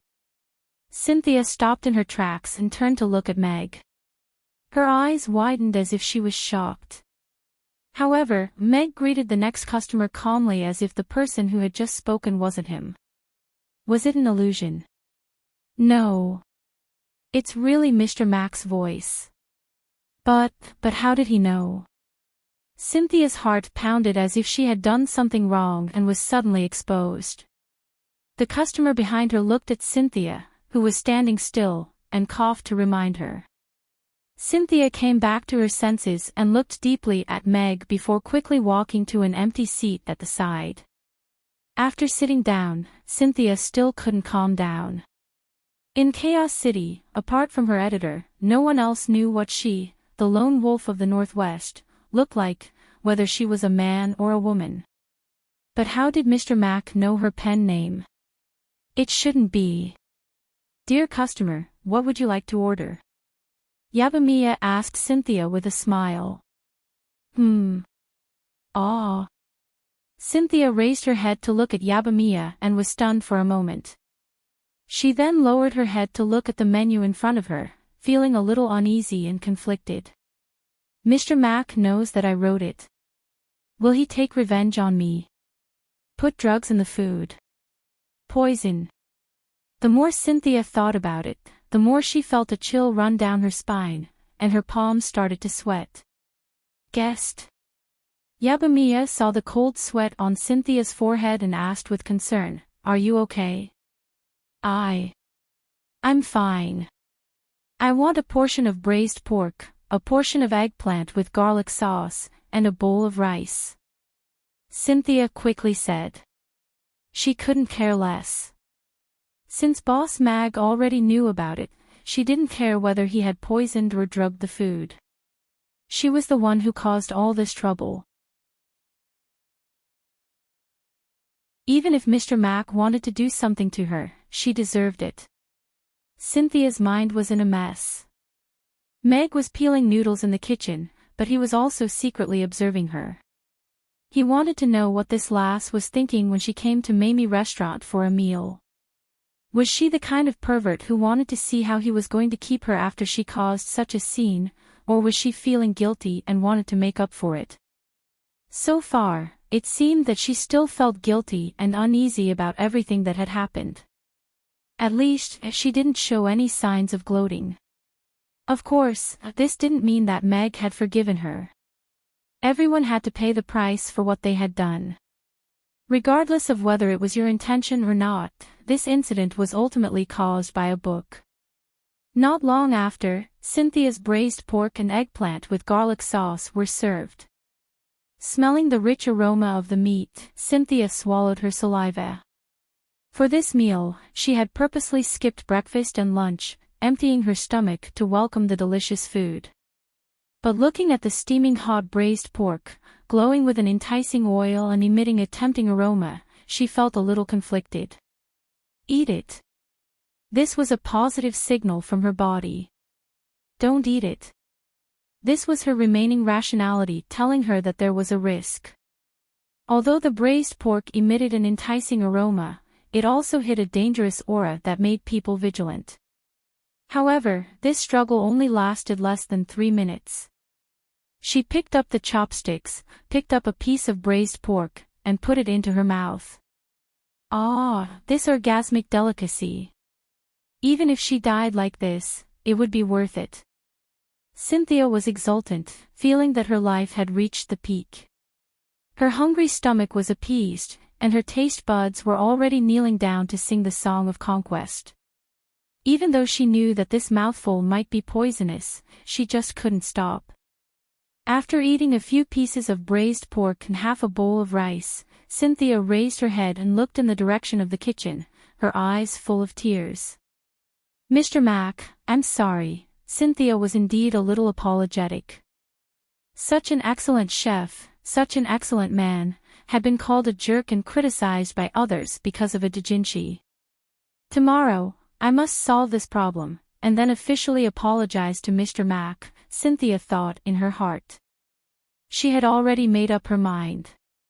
She didn't want anyone to be hurt because of this incident.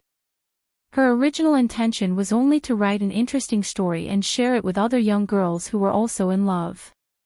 She could also earn some living expenses at the same time. After the dinner service ended, Gina hugged little Guy, who was already asleep, and looked at Meg to comfort him. "Boss, don't take this to heart. We all believe in your character. The rumors will soon be dispelled. It's just a small matter." Meg smiled and touched little Guy's face gently. "As for you, are you not used to sleeping alone with little Guy at night? Does the little guy sleep well at night?" "Yes, she's very good." Gina nodded. Her smile was radiant with motherly love. "She sleeps until dawn every day. She doesn't cry or make a fuss. I feel like I sleep better with her in my arms." "That's good. She's a little guy who knows how to make adults worry." Meg smiled. He was worried that Gina wouldn't be used to being a mother for the first time. Now, it seemed that his worries were completely unnecessary. "Then you all should go back and rest." Meg stood at the door and watched the girls leave. "Did you find that place when you went out today?" Irina stood behind Meg and asked with a smile. Meg closed the door and turned to look at her. He smiled and asked in return, "Guess who I found?" "An acquaintance committed the crime," Irina said in surprise.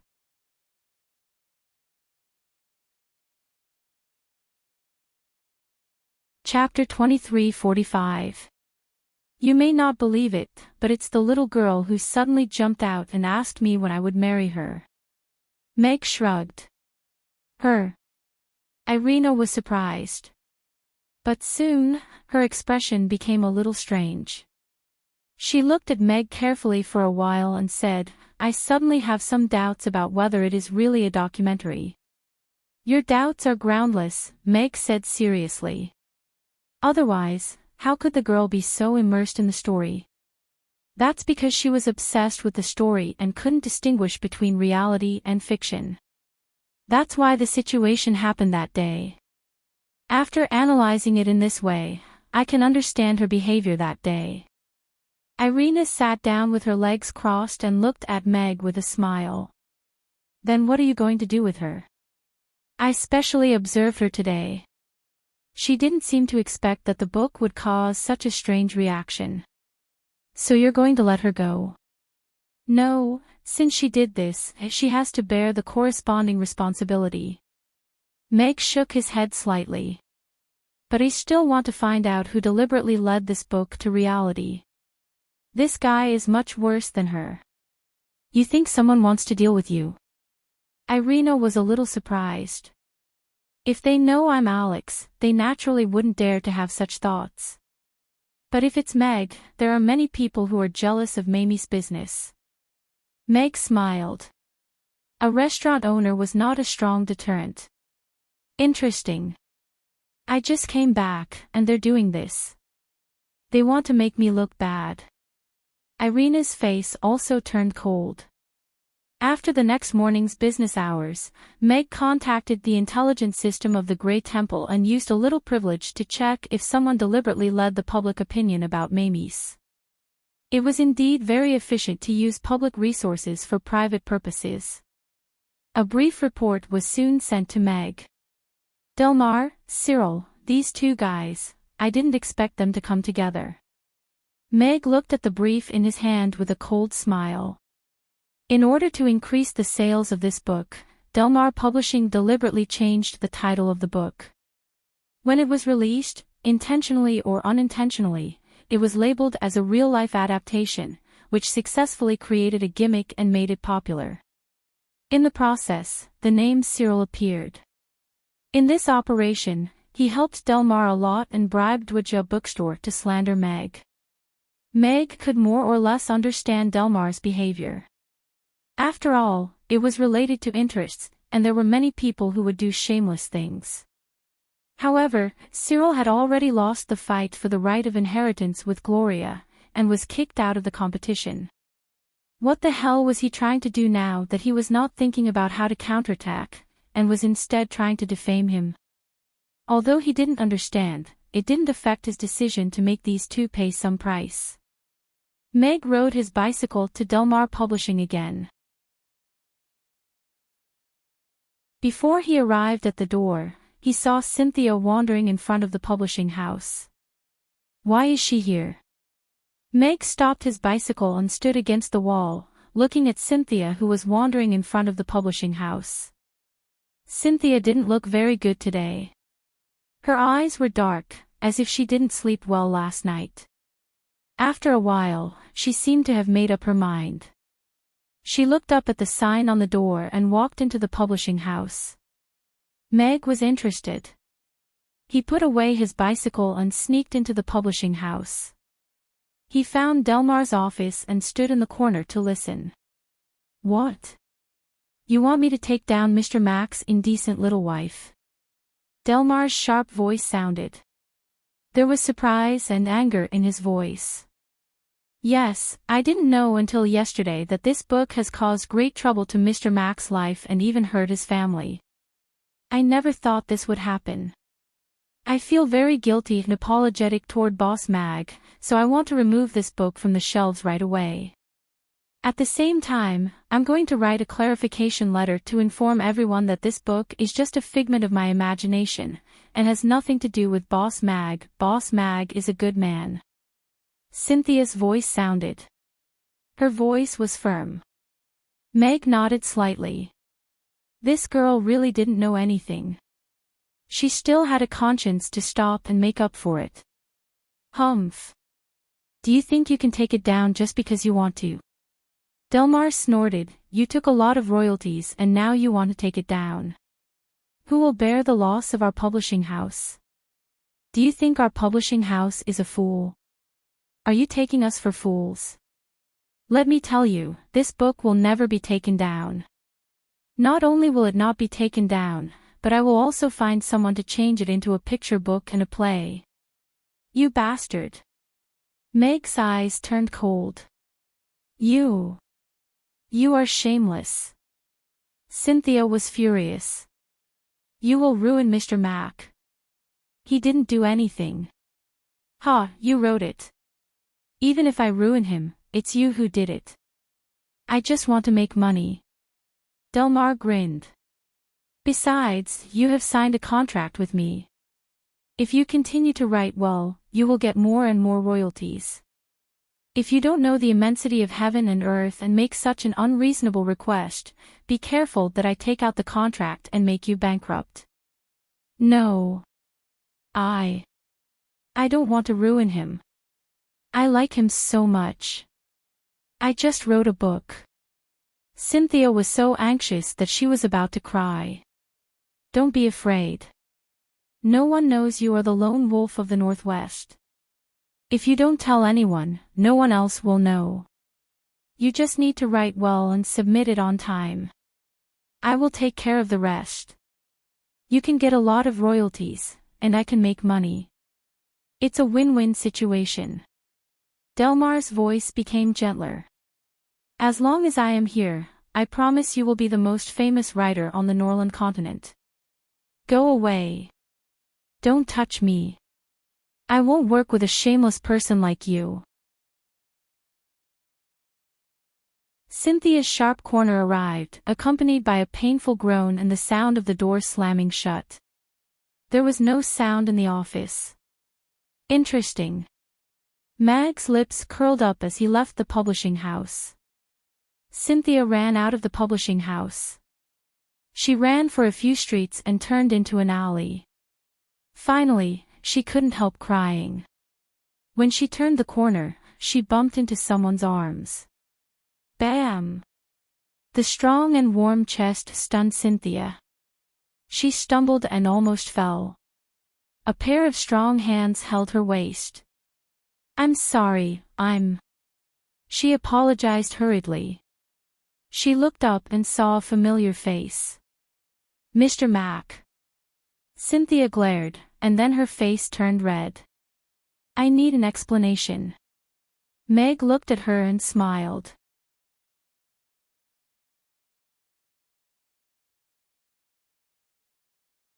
Chapter 23:46. Cynthia didn't know who she met when she turned the corner, but she didn't expect that she would run into Mr. Mack. Boss Mag, who was wearing a suit, was still as handsome as ever.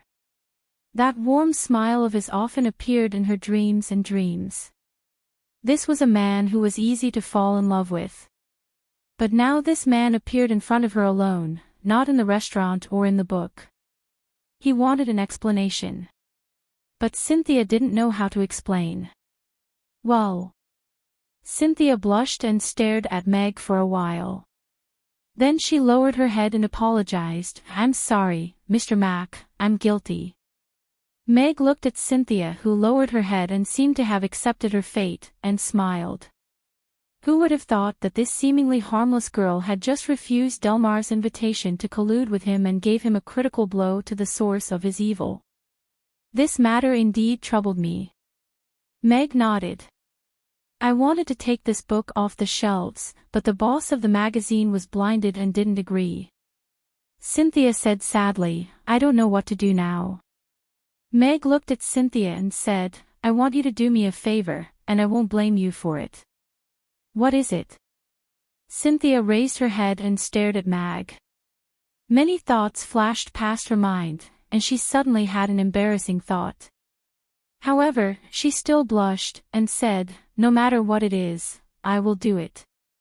As long as you can forgive me, even if I have to give myself to you, I'm not that kind of person. Meg raised his hand to stop Cynthia from continuing this topic. Cynthia glanced at Mag. At the same time that she heaved a sigh of relief, she also felt a little disappointed. In the plot, this didn't seem to be the case. This kind of opportunity to be alone was usually prepared for the development of their relationship.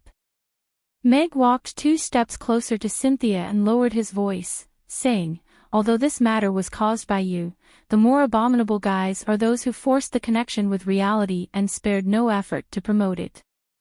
About 10 minutes later, Cynthia left from the other end of the alley. She went to the small hotel to get her belongings, and then went home. Mag, on the other hand, went straight to Delmar magazine, but this time, he changed his face and identity. Please have a seat, Mr. Leviticus. I didn't expect you to come to Chaos City in person. I'm really flattered. Delma had a flattering smile on his face as he invited Mag to sit down on the sofa. Mr. Delma, I'm here to talk about cooperation. Let's get straight to the point. I'm very satisfied with your book, Mr. Mack's Incestuous Little Wife. I want to cooperate with you on this book. Our land publishing house will pay you a generous copyright fee and 40% of the profit. Meg leaned against the sofa and looked at Meg with a hint of arrogance. You should know the power of our land publishing house. Yes, yes, yes. Land Publishing House is a very famous publishing house in the Roth Empire and even the entire Norland continent. It's our honor to cooperate with you. Delma nodded quickly and smiled even more flatteringly. However, he still asked carefully, but Mr. Lev, may I know the detailed amount of this cooperation? Can you tell me a little? As you know, it's hard to find good books in the market now. A few publishing houses have come to me, but I haven't replied to them yet. You're very sly. Meg gave him a deep look. Delma smiled embarrassedly. His back was drenched in cold sweat. Yesterday, he was still regretting that he had missed a big client. He didn't expect that a real big boss would come to him today. Unlike the publishing house he had never heard of yesterday, Land Publishing House was a very famous publishing house in Rodu. It was said that it was one of the top 5 publishing houses on the Norland continent. He had spent a lot of money on this knowledge in the past 2 days. The intelligence agency had collected the latest ranking of publishing houses in order to find reliable partners. Lant Publishing House was on the list. If your publishing house can guarantee the quality of the book, I'll pay you 20 million copper coins for the distribution fee across the Norland continent. Our publishing house will refine the first 5 books and the latest one into 3 medium-length books and publish them. We'll print 1 million copies first, and then continue the series. Meg looked at Delma. What do you think? Very good. Very good. Delma grinned from ear to ear. Lant Publishing House is indeed a big publishing house. 20 million copper coins, and 1 million copies of the first edition. They only dared to print 50,000 copies of Boss Mag's Incestuous Little Wife this time because the big boss had promised them that the other party would buy all the copies that they couldn't sell out. That was why they had gritted their teeth and printed it. They hadn't expected it to be so popular at first. Shall we talk about the contract? Delma asked tentatively. The happiness came so suddenly that he was a bit dizzy. Now, all he could think of was to lock in this god of fortune and earn the 20 million copper coins first. If the first 1 million copies were sold, he could get tens of millions more. Then he would reach the peak of his life. His publishing house was mediocre in the industry in Chaos City, and was often made fun of by his peers. This time, he was going to make everyone look up to him. I've brought the contract. It's the standard contract of our publishing house. I've asked my secretary to modify it briefly. Take a look. Meg took out a contract from his bag and handed it to Delma. That's very thoughtful of you. Delma flattered, and took the contract and started to read it carefully. As Meg said, the licensing fee of 20 million copper coins would be paid to him in installments. The first payment was 5 million copper coins, and the rest would be settled within a year. And the 40% share of the publishing profit was also clearly written in the contract. Delma looked at the contract and couldn't help but be amazed by the generosity of his peer. He was as generous as a spendthrift. But when he turned to the second last page, a clause caught Delma's attention. He frowned and thought for a while. Then he looked at Meg and asked, Mr. Lev, I don't think it's necessary to ask for a guarantor and triple compensation for breach of contract. We're cooperating in good faith. How can we breach the contract? Meg crossed his arms and looked at him carefully. Since we won't breach the contract, why do you worry about this clause? According to the rules of our publishing house, if we want to pay in advance, we have to write down the breach clause and have a guarantor who can bear the risk. If you don't have enough sincerity, then our cooperation is over. We have to follow the rules.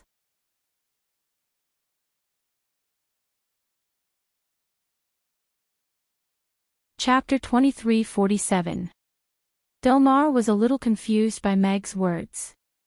He thought of Padel, who suddenly left yesterday, and was afraid that Mr. Lev would leave too.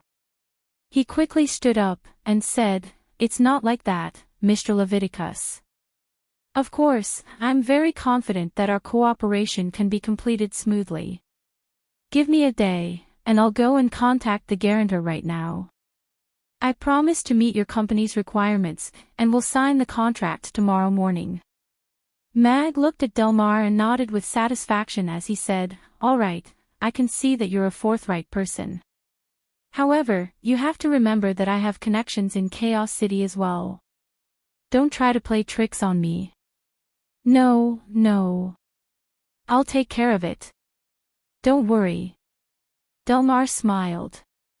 After seeing Meg off, he wiped the cold sweat off his brow. He really wanted to find someone to sign the contract as a guarantor. Anyway, Mr. Lev came from Rodu, so he wouldn't know much about the locals. However, Lev's warning made him give up that idea. How could the boss of one of the top 5 publishing houses on the Norland continent not have any subordinates in Chaos City? He really couldn't just brush him off. Where can I find a rich guarantor? Delmar sat on the chair and scratched his head hard. He felt a headache coming on. Boss, Mr. Cyril is looking for you. The secretary's voice sounded from outside the door. Cyril. Delmar's eyes lit up. How could he forget about him? He quickly said, "Let him in." Delmar stood up to open the door, and Cyril walked in with a smile. Mr. Delmar, long time no see. I heard you've made a fortune recently. Thanks to you, I made some money. Delmar invited Cyril to take a seat with a smile, and closed the door behind him. Cyril lay on the sofa, and crossed his legs. He smiled, and said, "That's right. If it weren't for me, you wouldn't have been able to publish such a popular book. Tell me, how are you going to thank me?" Delmar's smile stiffened. He was just being polite. He didn't expect Cyril to take it seriously. Although Cyril had indeed put in a lot of effort to make the company explode this time, they had never talked about sharing the profits before. Naturally, there was no reason for him to give up the fat meat that was already in his mouth. However, Delmar now needed his help. After thinking for a while, he gritted his teeth and said, "Not only do I want to thank you, but I also want to do a good business with you." Oh. What's the good news? Cyril was really interested as he asked Delmar. Ever since he had returned to Chaos City from Rodu, he had completely fallen out of favor. He had been stripped of his status as the heir to the throne, and was now nothing more than an idler at home. If it weren't for the old madam secretly helping him, he wouldn't even be able to take a carriage when he went out. He couldn't take it lying down, so he swindled a sum of money from his mother, and borrowed some from a few bad friends to promote his book, Mr. Mac's Indecent Little Wife. He also spread rumors in all the major newspapers and libraries, and successfully smeared Meg's name. He came to see Delmar today to ask him to write a follow-up, The Unspeakable Secret of Mr. Mac and the Suede Boss's Wife. He wanted to destroy Gloria. He wanted this adulterous couple to be despised completely. In this way, the family Moraton's right of inheritance would return to him again. However, not having enough money to spend was still a sore point for him. He came to the publishing house today not only to ask Delmar to write a new book for him, but also to get some money from him. Delmar had made a lot of money, so there was no reason for him to lose money. Boss Mag's incestuous little wife has become very popular. A major magazine publisher in Rodu came to me and asked me to license this book to them, and they're offering me a sum of money. Delma told Cyril about Mag's visit to him, and also made an offer to Cyril. How much did you say? Cyril stared at Delmar with his eyes wide open. 20 million, Delmar said. Fuck. You've made a fortune. Cyril almost jumped out of his chair. He had never thought that a book could make so much money. The deal is almost done. But according to the procedure of the big publishing house, I still need a guarantor. Of course, I thought of you, so I want you to be the guarantor. After the deal is done, I'll give you 5 million copper coins as a reward, Delmar said with a smile. 5 million copper coins. Cyril muttered. It seemed that the money was not enough, but he was actually very happy. It was enough for him to spend a lot of money. Don't you want that Boss Mag's reputation to spread far and wide? The boss of the land publishing house said that he would print 1 million copies for the first time. If he sold 1 million copies, his reputation would be completely ruined, and he would never be able to make a comeback, Delmar added. Really 1 million copies? Cyril's eyes lit up. He moved closer to Delmar and asked, "Can I add a character? This book is not finished yet. Just tell me what character you want. I'm sure you'll be satisfied." Delmar nodded with a smile. "I want to add the lady boss of suede clothing, Gloria." Cyril grinned. Delmar's expression changed slightly. He swallowed and said, "Isn't isn't that your niece?" "Yes, that's her. I want her to be notorious," Cyril said with a smile. "Well." Delmar was a bit embarrassed. He was not stupid. He knew who Gloria was. She was the current head of Family Moreton, a rising star in the business world of Chaos City, and a business magnate in the future. He dared to encourage Cynthia to write about Mag in such a way because he was sure that as a restaurant owner, Mag was only good at cooking and had no power or influence. Even if he was angry, he couldn't do anything to him. However, the Moreton family was different. They could easily crush him to death with a single finger. "Don't worry. As long as you make her infamous, she'll have no choice but to resign from her position as the family leader. From now on, I'll be the family leader of the Moreton family, and I'll protect you." Cyril patted his chest as he promised. "You're right. You're right." Delmar agreed with a smile, but he didn't take it seriously. "Others can't do it. Only the lone wolf in the Northwest can do it," Cyril said. "Okay." Delmar quickly said, "About the guarantee, you see. When will you sign the contract?" "I have an appointment with her tomorrow morning." "Then I'll come tomorrow morning." "Okay. Take care." Delmar walked Cyril out with a smile. He said to his secretary, "Prepare the carriage. I'm going out." Soon, Delmar took the female editor to the carriage and went straight to the lone wolf in the Northwest. In the carriage, Delmar said seriously to the female editor, "You have to let me see her today. As long as she agrees to my conditions, you'll be promoted to the editor-in-chief. If it doesn't work out, you can go home. You don't have to come." "Okay." The female editor got out of the carriage with an aggrieved face. She stood in front of the door and adjusted her mood. When she raised her hand to knock, the door opened from the inside. "Come in." A voice sounded from inside. "Daddy's restaurant in the alternate world will be updated continuously. There are no advertisements on the website. Please bookmark and recommend Daddy's restaurant. If you like Daddy's restaurant in the alternate world, please bookmark it. Daddy's restaurant in the alternate world, please bookmark it."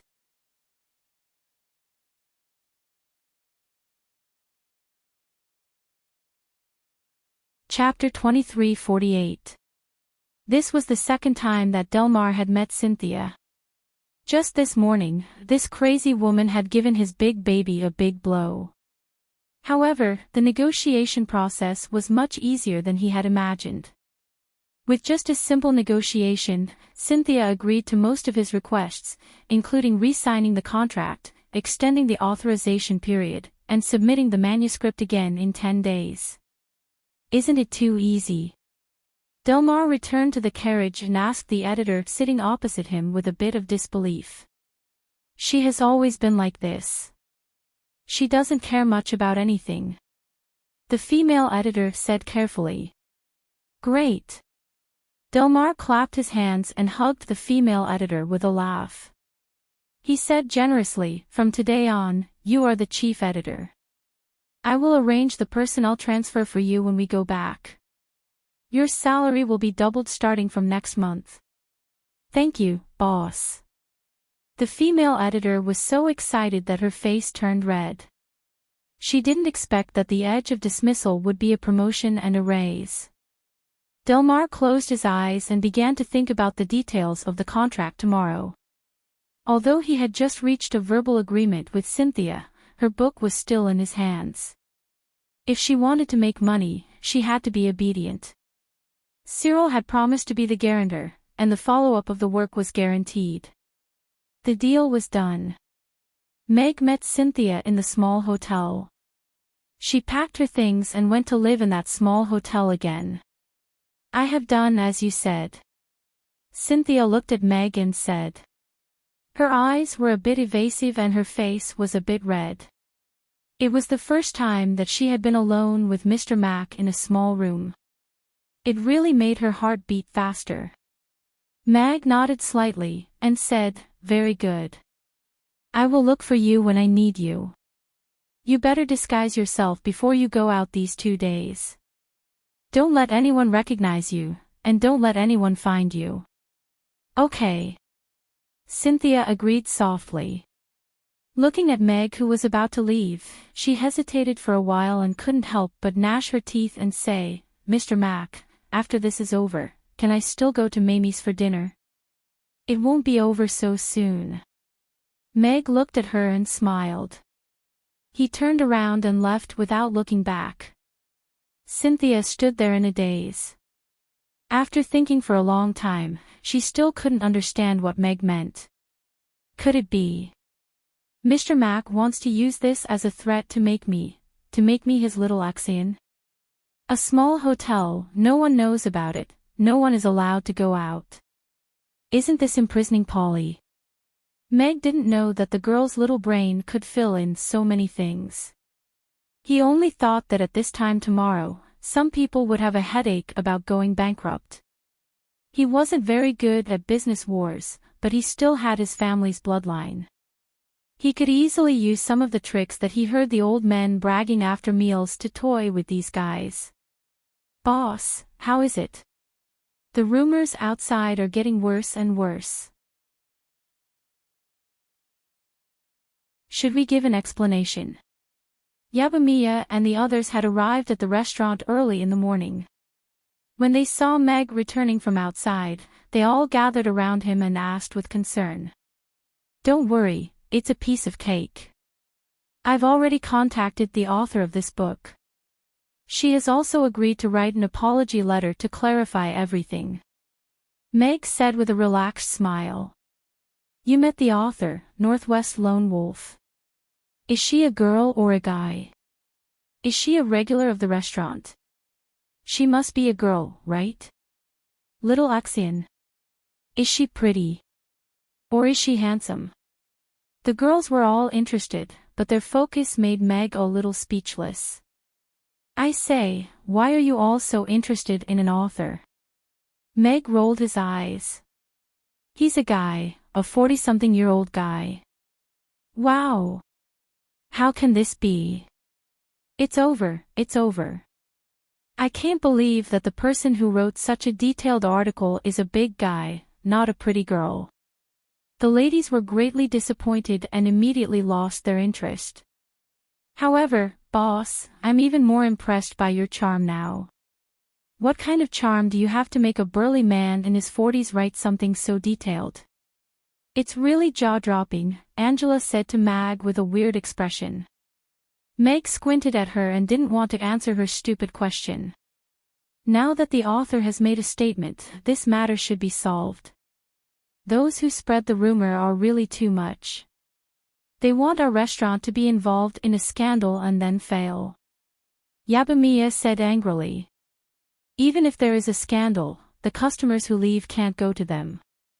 Meg shook his head with a smile and turned to the kitchen to prepare for the evening business.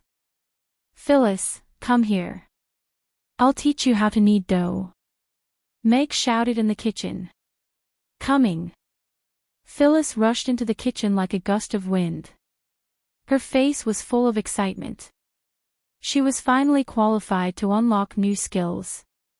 At 10:00 the next morning, Meg and Irina, who was disguised as a secretary, met Cyril at Delmar Publishing as expected.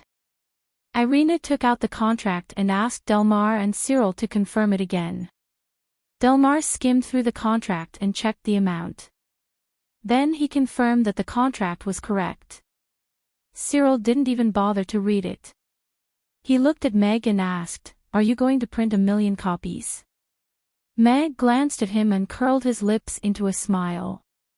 He nodded and said, "Yes." "Good.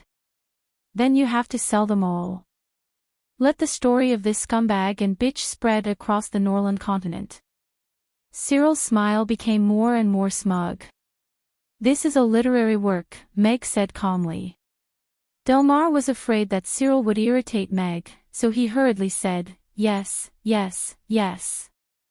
This is an excellent literary work. Mr. Lev, we've checked the contract. There's no problem. Let's sign it. Okay. Meg nodded. Irina handed him a pen. He signed his name and pressed his thumbprint on the contract. Delmar and Cyril, the guarantor, also learned the 1,000-character fingerprint. There are 3 copies of the contract.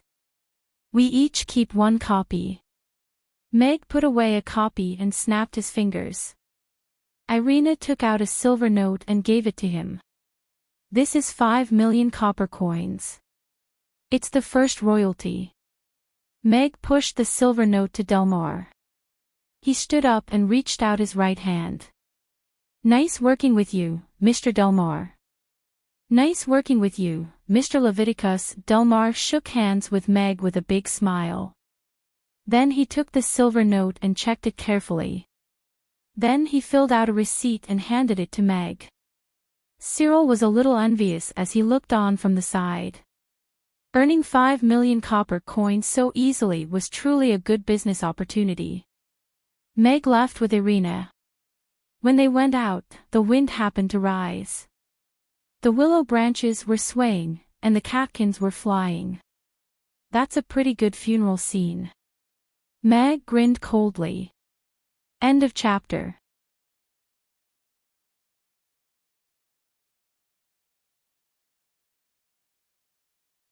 Chapter 2349.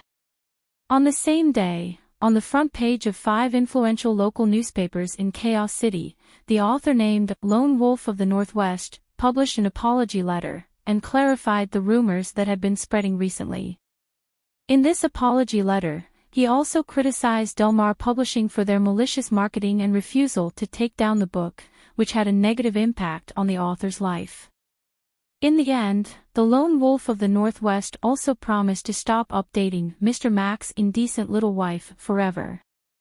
This apology letter was also a notice to stop updating, and advised Delmar to take care of himself. The popularity of Mr. Mac's indecent little wife made the name Lone Wolf of the Northwest quite influential. Therefore, when people saw this apology letter, it quickly set off a heated discussion. The author refutes the rumors online. She made it up. We were careless. I knew it. Mr. Mac is such an excellent person. How could he do such a thing? It's ridiculous. If Mr. Mac isn't that kind of person, then I don't have a chance. The author refuted the rumors in person, which was very credible. And it was funny to wake everyone up with one sentence and take it as reality. The news had legs. Soon, it reached Delmar, who was drinking with Cyril in the restaurant. What? Delmar dropped the wine glass in his hand. He grabbed the newspaper from his secretary's hand, and looked at the apology letter on the front page. His face turned pale instantly. What's wrong? Cyril raised his head from the abyss, and looked at Delmar confusedly. It's over. It's over. Delmar sat down on the chair, and said in a trembling voice, The Lone Wolf of the Northwest said she's not writing anymore. What do you mean she's not writing anymore? What's wrong? Cyril asked in a louder voice when he saw Delmar's expression. He asked the woman on top of him to go away. See for yourself. This is the author who wrote that book. She said she's not writing this book anymore. Delmar handed over the newspaper in his hand to him absent-mindedly. Cyril took it and read for a while, and smiled. It's just an author. If she's not writing, we can find another one. Can't we do it without her? We can't do it without her. Delmar looked at Cyril gloomily. Without her, we'll break the contract. Break the contract? Cyril's voice immediately became shrill, and he suddenly realized the severity of the situation. He hurriedly snatched the contract from the supervisor's hands, and flipped to the breach clause. His face immediately paled as he read through it. Delmar, you motherfucker. Cyril grabbed the glass and threw it at Delmar's face. I'm a victim. You asked me to be your guarantor. You want me to pay you 30 million. You old bastard. How black-hearted. Cyril flew into a rage. His face turned blue and red. He knew the terms were written in black and white. Since he signed it, he couldn't escape. I didn't know that bitch lied to me. She told me yesterday that she would continue to write. Who knew she would stab me in the back? Delmar was shaking with anger. I'm going to find her right now. I'll ask her to write a new clarification report. She'll say that the previous one is fake. I'll explain it to Mr. Leviticus. I think we can salvage the situation. You'd better salvage the situation. Otherwise, I'll make sure you can't stay in Chaos City anymore. Cyril flipped the table and left angrily. Delmar hurried downstairs. He took a horse-drawn carriage to Cynthia's residence. There was a big lock on the door. It was quiet in the yard. Delmar kicked the door for a while, but there was no response. He leaned against the door and slid down. His face was pale. He knew he was screwed. 30 million copper coins. He couldn't afford it even if he sold the company. Boss. The secretary came up nervously. Delmar looked at him. His eyes lit up. He said in a low voice, "Help me up. Let's go back to the company." Yesterday, the company had received a sum of money. Including the deposit, it was about 5 million. Plus the 5 million banknotes he received in the morning, it was enough for his family for the rest of their lives. It was a pity that the company he had built for half of his life would be ruined. He had thought that this popular book could be his money tree, but he didn't expect that the tree would break after 2 days. But it didn't matter. He would go to the company to get the money, and run away with his wife and children. He would let Cyril take care of it. Anyway, he was the guarantor. Delmar's horse-drawn carriage stopped at the gate of the publishing house. Delmar jumped off the carriage and rushed into the office. Soon, he came out with a briefcase and went straight to the horse-drawn carriage. But as soon as he came to the carriage, 2 hands had been put on his shoulders. Delmar was shocked. He turned around and saw the 2 officers' uniforms. His face turned pale. Mr. Delmar, right? We have received a report that you are suspected of contract fraud and may escape. In order to protect the property of the owner, we will take you back to the mayor's mansion for further investigation. Please cooperate. One officer said in a low voice. I'm innocent. I'm innocent. Delmar shouted. The noise outside attracted the attention of the staff of the publishing house. They all rushed to the door to see what was going on. Seeing their boss being detained by the officers of the mayor's mansion, they were all shocked. Were the publishing of small H novels so strict now? Take him away. The 2 officers didn't talk nonsense with Delmar. They directly detained him in the prison carriage and took him away. On the other side, Cyril returned to the Moreton Manor. The more he thought about it, the more flustered he became.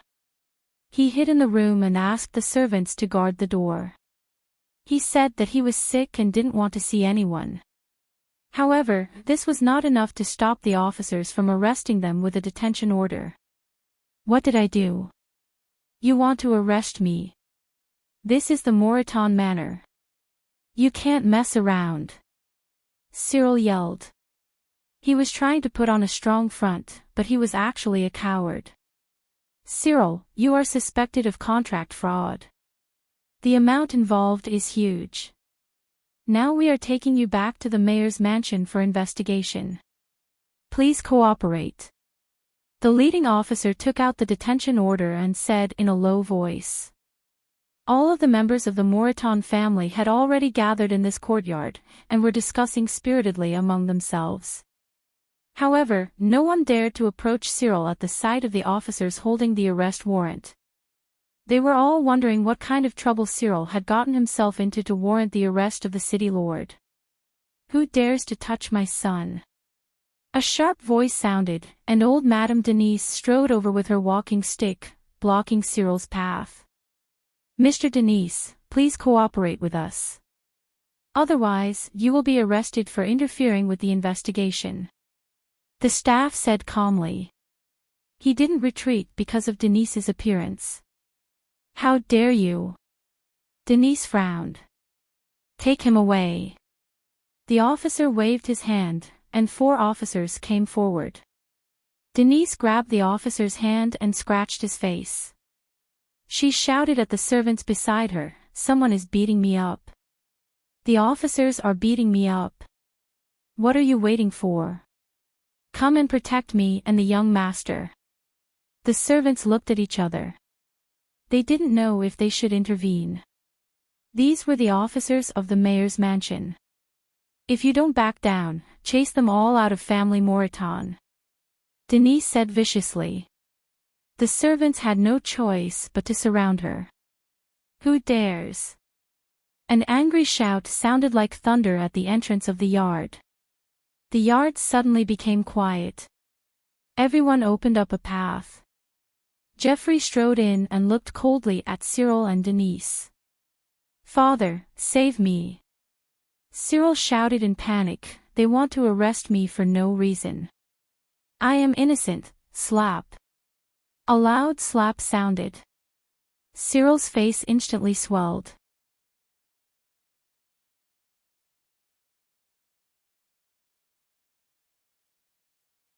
Chapter 23:50. The yard fell into silence.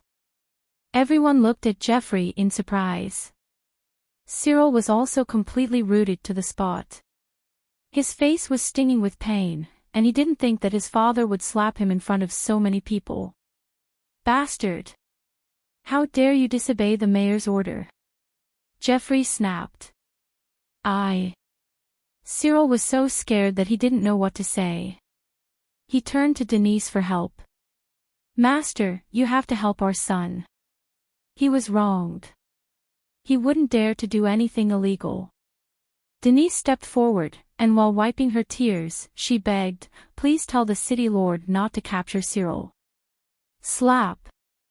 Geoffrey raised his hand and gave Denise another loud slap. This time, it landed on her face. When the servants in the courtyard saw this, their eyes widened a little. They all looked away, not daring to look at it. Cyril was also rooted to the spot.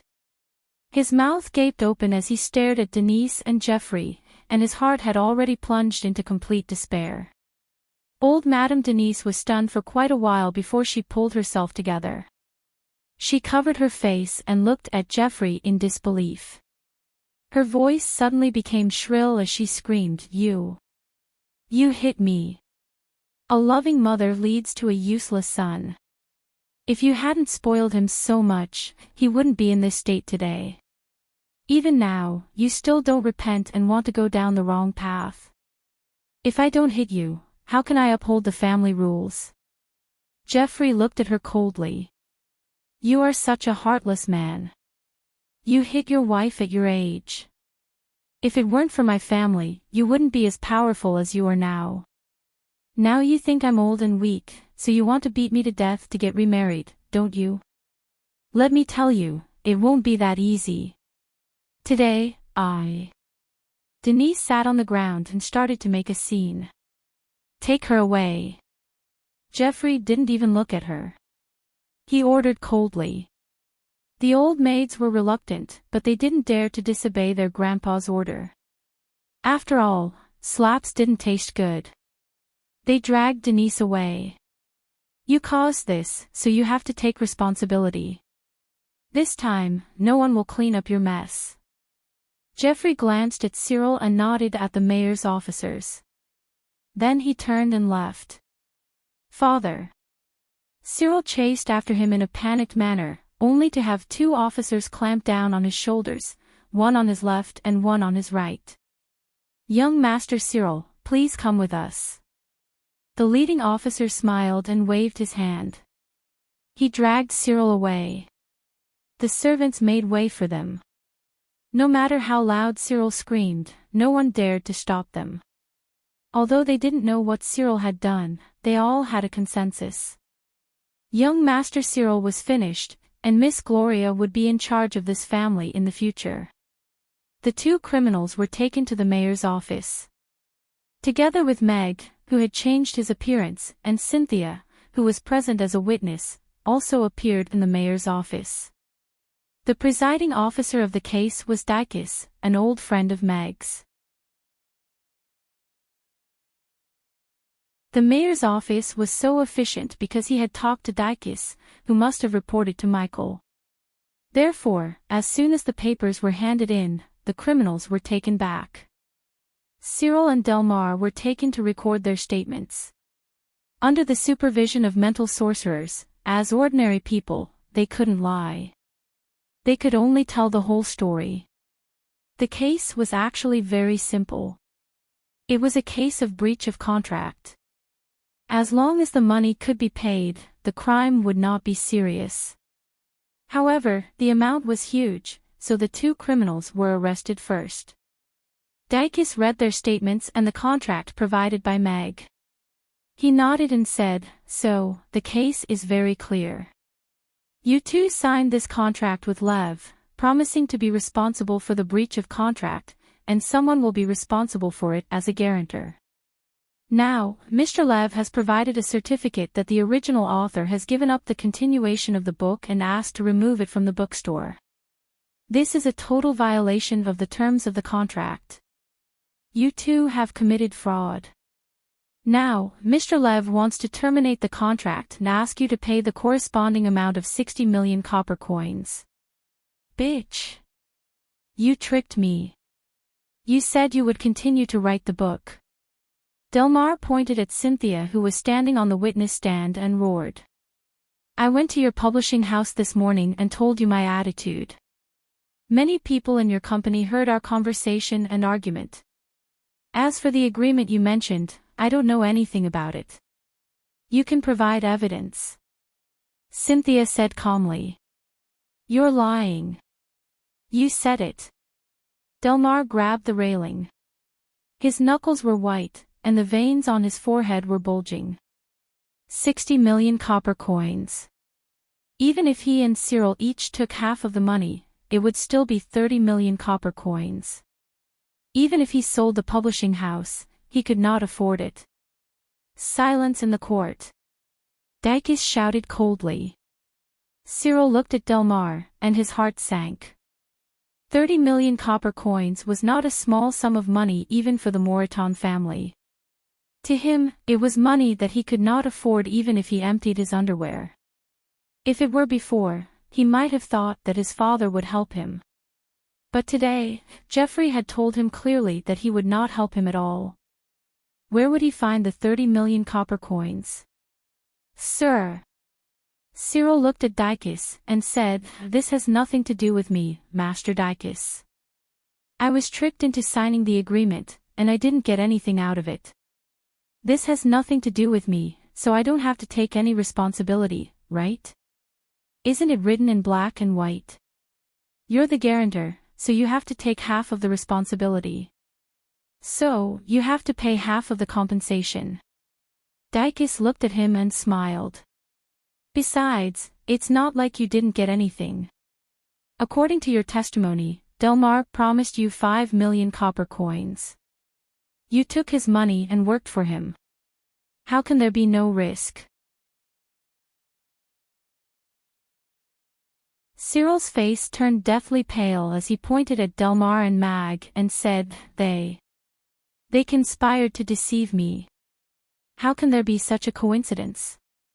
I just signed the contract this morning, and I haven't received the money yet. How can I break the contract? Sir, I was wronged. I'm the one who was tricked." Dicus ignored him and directly announced, "The case is simple. The evidence is clear. Delmar and Cyril broke the contract and cheated Leviticus. According to the contract, they will pay Lev 60 million copper coins. Each of them will pay 30 million copper coins. Because of the large amount, you two will be detained for the time being. Ask your family to collect the money and send it to the mayor's office. After you pay the full amount, you can be released as soon as possible. If you can't pay the full amount, you will be convicted according to the difference. You are wise, sir. Meg smiled and cupped his hands.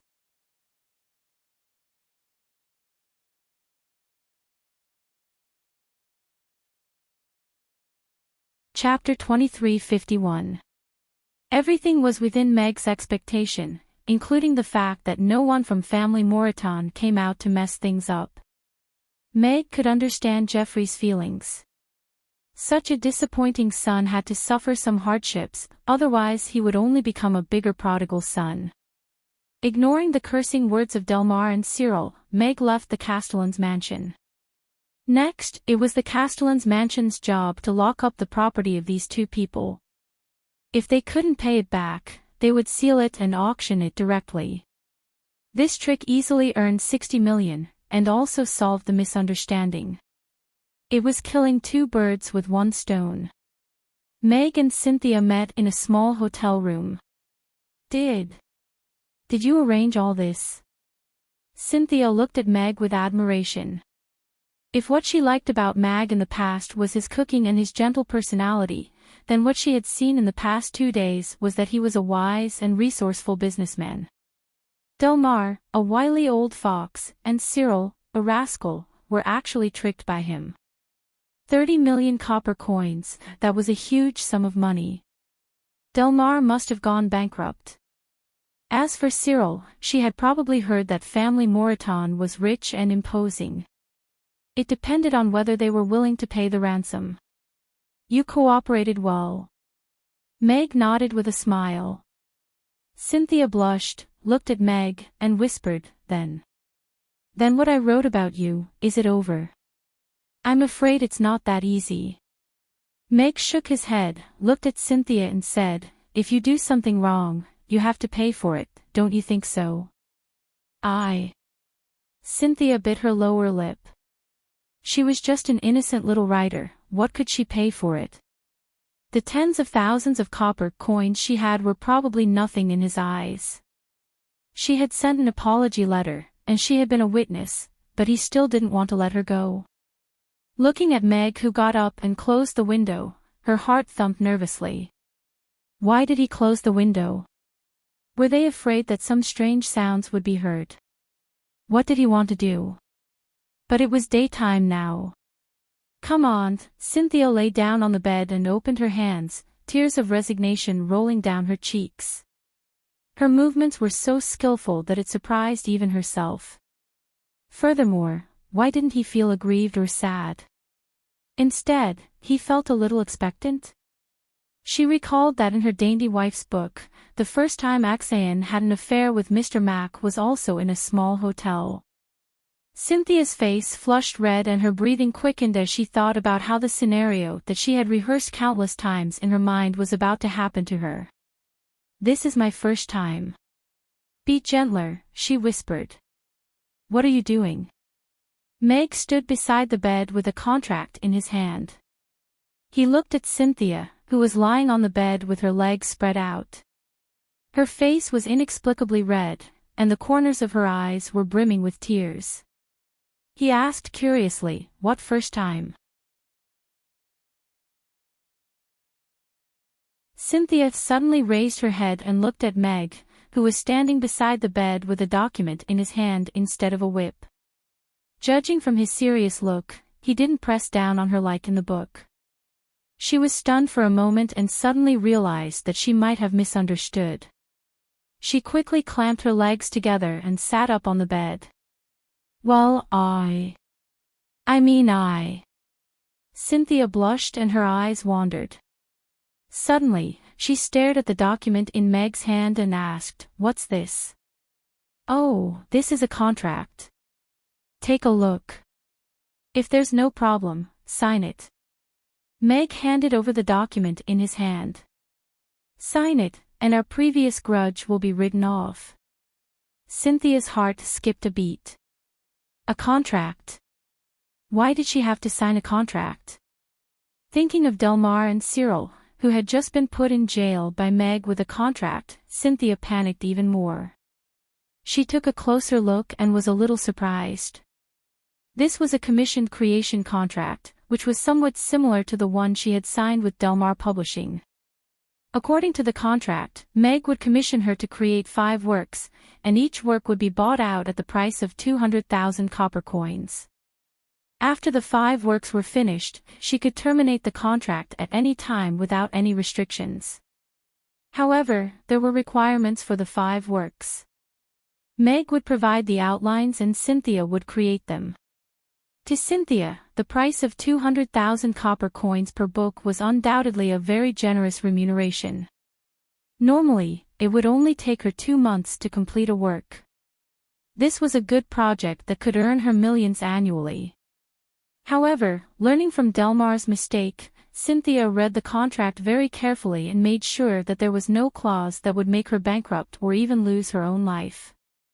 She still didn't trust it and asked, "There are no hidden clauses, right?" "Don't worry.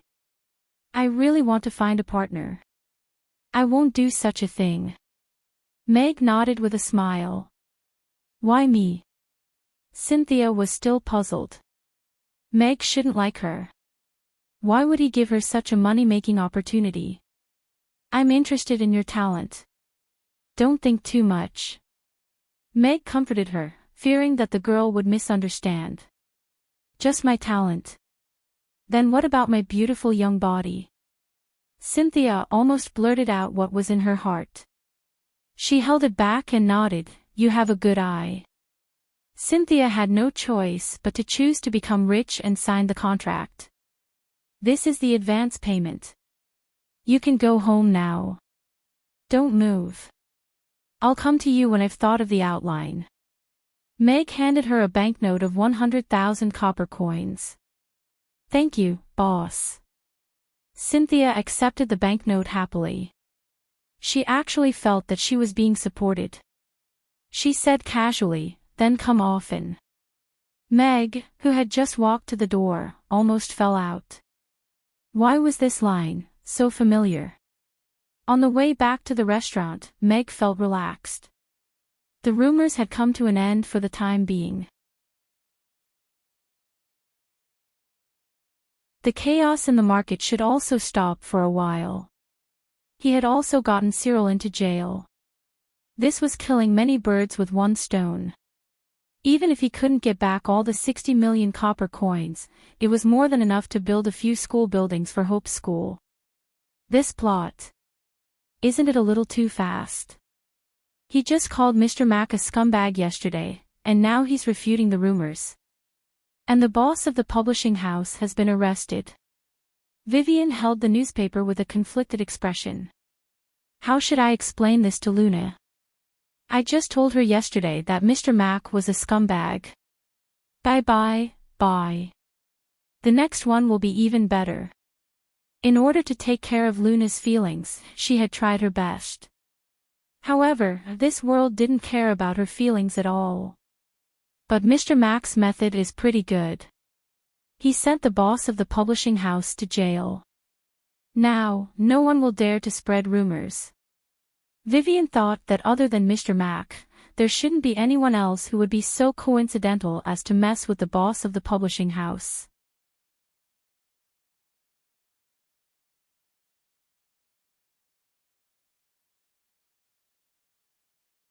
Chapter 2352. The news that Delmar and Cyril were arrested soon spread in the publishing circle. The details were not clear yet, but it was related to Mr. Mack's indecent little wife, and Delmar Publishing House had been shut down. The bookstores reacted the fastest. The books that were selling well in the morning disappeared in the afternoon. When readers asked, they all said that they had never sold the books. More and more rumors about this matter were spreading. Some said that it was Mr. Mack of Mamie's who took action. He sued Delmar for slander and put Delmar in jail. As for Cyril, people in the publishing circle had heard about what he had done with the book recently, so it was not surprising that he was arrested together with Mr. Mac. There were also some who said that this matter had nothing to do with Boss Mag, and that it was an expert from Rodu who had sent the two of them to prison without risking anything. Not only did he send the two of them to prison, he even had to compensate them until they went bankrupt, and their lives were probably ruined. Anyway, Mr. Mac's indecent little wife was the main topic, which made people in the publishing circle sigh. It was rare for a publishing house to publish a popular book. For a small publishing house like Delmar, one popular book was enough to make a living for several years. They didn't expect that they would be involved in such an unexpected disaster. However, there were different opinions about this matter in the publishing circle. Delmar and Mr. Mac had used Mr. Mac's reputation as a gimmick, and put a book on Mr. Mac's head to ruin his reputation. Many people despised Mr. Mac. It was karma for Delmar to end up like this. Some publishing houses that planned to follow Mr. Mac's lead hurriedly stopped their projects after hearing the news. Some books related to Mr. Mac were even taken off the shelves in a hurry, for fear that they would also be sent to jail. This time, people in the publishing circle saw the power of Mamie's Mr. Mac. The author made a statement in person to clarify. The book was taken off the shelves, and the publishing house closed down. This also successfully cleared Meg's reputation as a scumbag. When Meg returned to the restaurant, it was almost evening. The customers lining up at the door of the restaurant greeted him warmly, and some of them apologized shyly. Meg smiled indifferently. He didn't take the guests' discussions to heart. Giddy up. Hiya. Giddy up. Meg opened the door and entered the restaurant, upon which he was greeted by the sight of little Guy riding on Ugly Duckling and jumping all over the restaurant. Ugly Duckling had grown quite a bit during this period of time. It was about 20 kilograms now, and it was furry like a big fat bull. Furthermore, little Guy was simply too small, and it was straddling Ugly Duckling's body with its two little legs dangling in the air. It was holding a shiny little golden trident in its hand, and had a red cloak that it had found somewhere around its body, making it look like a little general. Meg pushed open the door, and Ugly Duckling happened to be running toward him. It didn't pay attention and crashed into the door, causing its round body to roll forward. Meanwhile, little Guy, who was on Ugly Duckling's back, was also thrown out, and flew toward Meg. Meg hurriedly reached out to catch little Guy. The little fellow was so soft that she was stunned for a moment when he caught her. Then, she giggled, clapped her little hands, and happily said, "Fun, fun. Father, raise me up high. Raise me up high." Meg initially wanted to teach the little fellow to be careful with a stern face. However, when he saw that adorable little face and heard her soft and adorable words, he couldn't hide the smile on his face anymore. He raised the little fellow up high, and gently tossed her up before catching her again. Little Guy's laughter reverberated in the restaurant, and Gina, who was sitting at the side, also smiled. "All right, little Guy can play with Ugly Duckling by herself, but be careful." Meg played with little Guy for a while before putting her down on the ground. Little Guy looked up, and expectantly asked, "Father, when will big sister Amy finish school?" "Soon. She should be back in a while." Meg looked at the clock on the wall. Little Guy's eyes lit up, and she ran toward the door. She even shouted, "Then I'll wait for her at the door." Meow, Ugly Duckling, who was stunned for a while, also ran toward the door. It sat down beside little Guy, who was sitting on the steps at the door. It tilted its head and looked at her for a while before resting its head gently on her body. "You're so heavy, Ugly Duckling." Little Guy pushed its furry head away in disdain, and then leaned on its soft belly with a comfortable smile on her face. "So cute. Little Boss didn't dare to steal in the past. Does Little Boss have anyone to team up with now? She's so cute. I also want to have a cute little baby with Mr. Mac. Bro, you're making things difficult for Mr. Mac, aren't you? The faces of the customers lining up at the restaurant's entrance all lit up. They couldn't resist little Guy's cuteness at all. Meg took a look at the little fellow, and then withdrew his gaze with a smile. Little Guy said she wanted to play with Ugly Duckling, so I brought her here earlier, Gina explained to Meg as she stood up. It must be tough for you to take care of a child alone. Meg looked at Gina. He had picked up a child for free, and almost didn't take care of her. Gina had been taking care of her all this time. Little Guy is very obedient. It's not tough at all. Gina shook her head with a smile. Her gaze toward the door was full of gentleness. Meg chatted with Gina for a while. He glanced at Phyllis and Camilla, who were busy in the kitchen, and quickly went upstairs to change into a chef's suit. Whoosh! Whoosh! Whoosh! Meg felt a strong murderous aura as soon as he entered the kitchen. He saw Camilla wearing 10 sharp nail clippers in her hands. As she waved her hands, the knives flashed, and all kinds of ingredients were cut into strips and chunks. Camilla usually worked like this, but Meg felt a murderous aura in the kitchen today. Dumped by a man. Meg looked at Camilla, who had a cold expression, and asked casually. Ding! The fingertips and knives collided, and there was a crisp sound. Metal and stone collided, and sparks flew everywhere. There is no such man in this world, and there won't be in the future, Camilla said coldly. Meg was speechless. This woman has quite a temper. However, seeing that she was angry, he couldn't be bothered to provoke her. He minded his own business and went to grind beans. Camilla looked at Meg, who ignored her, and gritted her teeth in anger. This fellow actually didn't even ask her what happened? Then how was she going to say the words that she had prepared for so long? Oh, right. Meg turned his head. Camilla reorganized her emotions, and was ready to continue the conversation. Phyllis, come here. I'll teach you how to grind tofu again, Meg said to Phyllis, who was beside him. Okay. Phyllis walked over happily, and watched Meg make the tofu pudding seriously. I.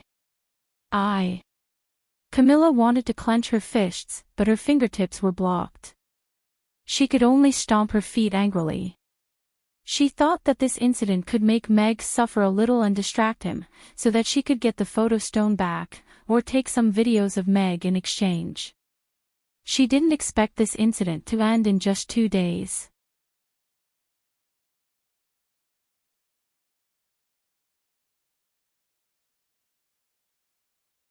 Chapter 2353.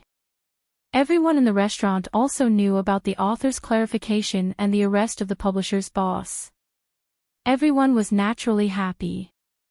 After all, they had been in a bad mood when they heard the whispers of the customers these past 2 days. Now that the rumor was dispelled and the bad guy was arrested, this matter could be considered to have come to an end. As for who did this, Meg didn't admit or deny it. He only said that a friend helped him a little. As for who the author was, Meg kept it a secret for the shameless Miss Cynthia. He only said that the author was a wretched uncle about 40 years old. Young mistress, Cyril has been arrested, a female secretary said as she walked quickly into Gloria's office. Gloria was stunned when she heard that. She put down the book in her hand and asked the secretary, "What happened?" "I just heard from your family that he was involved in a contract fraud and breach of contract. He has to pay 30 million copper coins as a penalty. Because of the huge amount, he was detained by the city lord's castle," the secretary said quickly. "And I asked around. This matter seems to have something to do with Mr. Mac from Mamie's." "Mr. Meg?" Gloria was puzzled. What does this have to do with him? Well. The secretary blushed, but didn't dare to hide anything.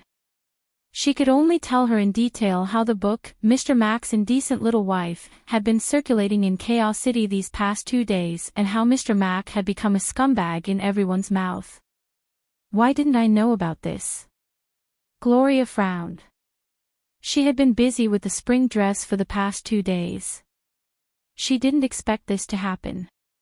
Today, the author came out personally to refute the rumor and cleared Mr. Mac's name. Also, the book in the bookstore has been removed from the shelves, the secretary said hurriedly. But I didn't expect the publisher's boss and Cyril to be arrested too. Gloria pondered. She didn't say much. Instead, she asked, what's the family's reaction? Did grandfather say anything? It said that when the officers came to arrest them, Cyril and old Madam tried to resist violently. When Master arrived, he flew into a rage and slapped both Cyril and old Madam. He also announced that family Moreton would not contribute a single cent to Cyril. Got it. You can leave now. Gloria nodded slightly. After the secretary left, she looked surprised. She knew that ever since her grandmother and Cyril's family fled to the north, her grandfather had been extremely displeased with them. However, she did not expect that he would slap her grandmother in public today and even threaten that he would not save Cyril. Her grandmother cared a lot about her reputation and doted on Cyril the most. Her grandfather had completely fallen out with her today. Of course, Gloria wouldn't believe that Meg was a scumbag. Otherwise, wasn't she pretty enough? She wasn't sure if Meg was behind this, but she felt that it was possible. Although Mr. Meg was gentle and generous, he wasn't someone who could be bullied by anyone. The fact that Cyril and Delmar were together meant that he had something to do with this rumor. This kind of counterattack was in line with his character. However, 30 million copper coins was not a small amount for her now, not to mention Cyril, the prodigal son who could never save money. Now that her grandfather didn't want the family to help him, it was up to her grandmother to take out her private savings for the sake of her favorite son. Serves you right. Gloria scolded softly. She covered her mouth and chuckled. She picked up her pen and continued to work. She didn't forget the ugly faces of Cyril's family when they wanted to drive her family out of family Moreton. Although she had never thought of revenge, seeing them being punished still made her happy. The mayor's office was very efficient. In less than 3 days, Meg received the results of the case. Delmar returned the advance payment of 5 million copper coins and paid 6 million copper coins in cash. 2 houses and a publishing house under his name had been auctioned, and it was estimated that he could raise about 4 million copper coins. The remaining 20 million copper coins would not be enough to fill the remaining debt. Cyril's situation was even worse. So far, he had only paid 500,000 copper coins. However, through the mayor's office, they said that old Mrs. Denise of family Moreton wanted to see him and talk face to face. Mag expressed that he didn't want to see that old witch, and asked the city lord's castle to inform her on his behalf. 30 million copper coins, not a single cent less. Pay up in 3 days. Otherwise, I'll let your obedient son rot in jail. That was how arrogant he was when he had a backer. If Geoffrey came out, he might have a chance to wrestle with him. Now that his father didn't care about his silly son, why should he be polite? He also learned that Delmar had a wife and 2 children, an 8-year-old son and a 4.5-year-old daughter. Going bankrupt was not a small punishment. Meg had already expressed his willingness to forgive Delmar, but this matter would not be announced until Cyril paid the money. Bastard! Old Mrs. Denise threw the quilt in her hand to the ground. She was so angry that her face turned red. She cursed, "This bastard is too much." Several maids were trembling, not daring to interrupt. Aviva was sobbing with her 2 daughters at the side, and she lamented, "Mother, you have to save Cyril. You love him the most. If he stays in jail for the rest of his life, what are we going to do? Grandmother, I beg you to save father. Please, I beg you." Heidi and Hernie also hugged Dennis's arms and begged, one on the left and one on the right. Ever since Gloria came to power, their lives had already been difficult enough.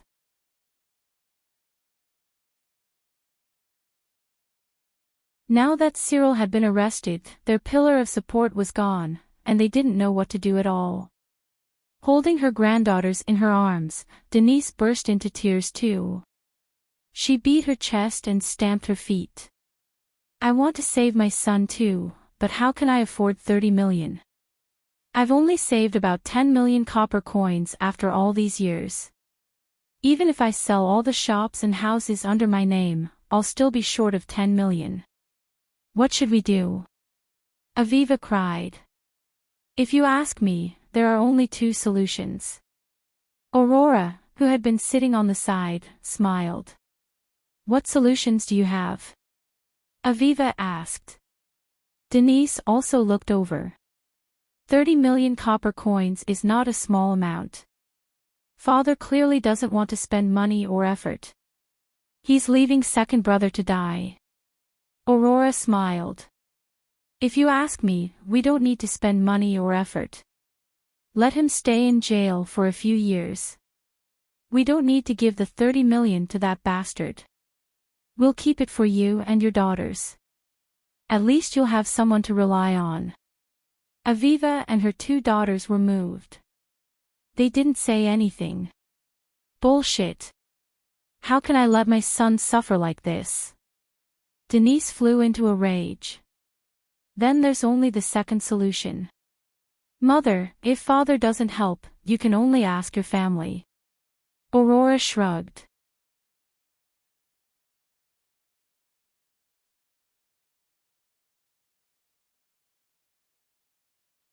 Chapter 2354.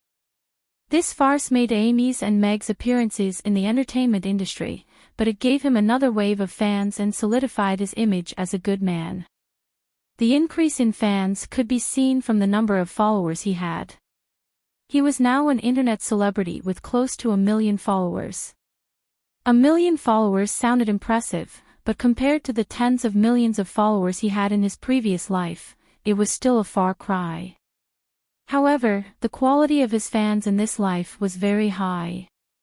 It was not comparable to the anti-fans in his previous life who added him to their follower list because they were afraid they could not find him. Ding! System mission issued.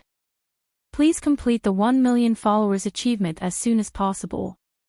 After the mission is completed, you will receive a special reward. Mission progress. 986,520 followers. At this moment, the system's voice, which had disappeared for a long time, suddenly sounded in Meg's mind. 1 million followers achievement. A small reward. Meg pursed his lips. He was not looking forward to it. A mysterious reward is a mysterious reward. The richness of the reward is far beyond your imagination. Please work hard to complete the mission and continue to work toward your goal of becoming the god of cookery. The system began its daily encouragement. I think about teaching people how to cook every day and think of ways to attract fans. Why is it so difficult to get more fans? Meg frowned and thought seriously for a while. Why don't I change my method and go out to the restaurants? Anti-fans are still fans. This will come faster. The system solemnly warns the host that if you accumulate too many negative emotions, it may lead to another transmigration or death. I think the host does not want this to happen again. You won't meet such a daughter and wife every time you transmigrate, the system said faintly. Meg tilted his head and thought about it. He did not want to experience this again. What if I can't become the god of cookery? What will happen? Meg asked again. If you are lucky, the host can live to 130 or 140 years old. This is the record for the longest lifespan since the appearance of humans on the Norland continent. Before that, the host will become old, impotent, weak, paralyzed, and incontinent. At the same time, your daughter can still maintain the mentality of a young girl, and your wife can still be young and beautiful.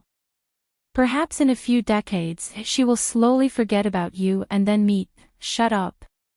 Meg's expression didn't look too good. Humans had the shortest lifespan among all the races on the Norland continent. Even 10th-tier powerhouses would be considered very old if they could live to the age of 90. It was really not bad. It was worth it to pretend. After all, he had a lot of books and had a complete set. The elves' basic lifespan was 1,000 years. As their strength increased, their lifespan would also increase accordingly. It was not unusual for a peak 10th-tier powerhouse like Irina to live up to 2,000 years old. Although Amy was a mixed blood, she had inherited Irina's beauty and many elven characteristics, so her lifespan would also be very long. As for Anne, Meg suspected that she was also immortal. As for Xiao Guai, she was a divine child who was going to become a god. Once she regained her divinity, she would probably be an immortal existence. Therefore, in the future, he might not only be the weakest in the family, but he might also have the shortest life in the family. Why am I so sad? I'm already a demigod. Meg couldn't figure it out. Isn't this demigod too useless? Meg scratched his head. If you don't become a god, you'll still be immortal. Do you really want to hear me say, System, please teach me how to become a god? Ahem. If the host wants to say that, then I can teach you too. Scram. Meg kept the tea set on the table, and pushed the bicycle out. The bicycle stopped at a street not far from Aiden Square. This street was called Busey Street. The street was quite wide, and there were many shops on both sides. It was only 2 streets away from Aiden Square, but there were very few people here. There were a few repair, carpentry, and blacksmith shops on both sides of the street. These were all craftsmen, and they only treated this place as a workshop. They didn't expect there to be much traffic here. A week ago, Meg spent 500 million copper coins to buy half of Busey Street. He bought over 200 buildings of various sizes as long as they were intended to be sold. After that, he overturned the 50-odd buildings in the center of Busey Street, pulled up the fence, and started to build Mamie Square.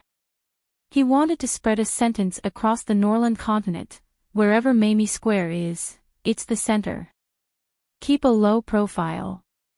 He wasn't someone who flaunted his wealth.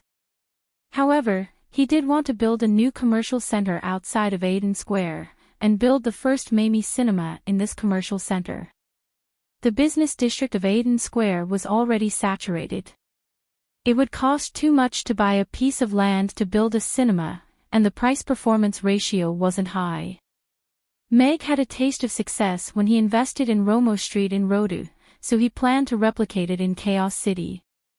Meg handed the blueprint to Ashley, and the Night Elves construction team had already finished the land leveling work.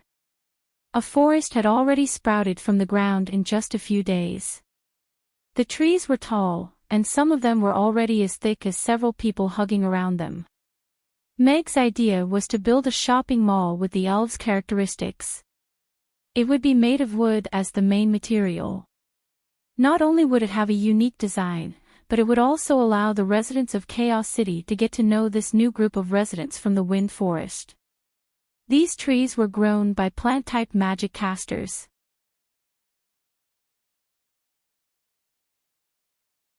It wasn't a rare thing to use magic seeds together with the growth magic.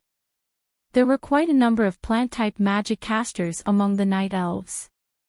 Hence, the planting of the raw materials was completed in just a few days. In the west corner, the elves had already started to chop down the trees. The thick tree trunks were cut into different sizes of wood, and piled up neatly. That was one of the things that Mag admired about the elves.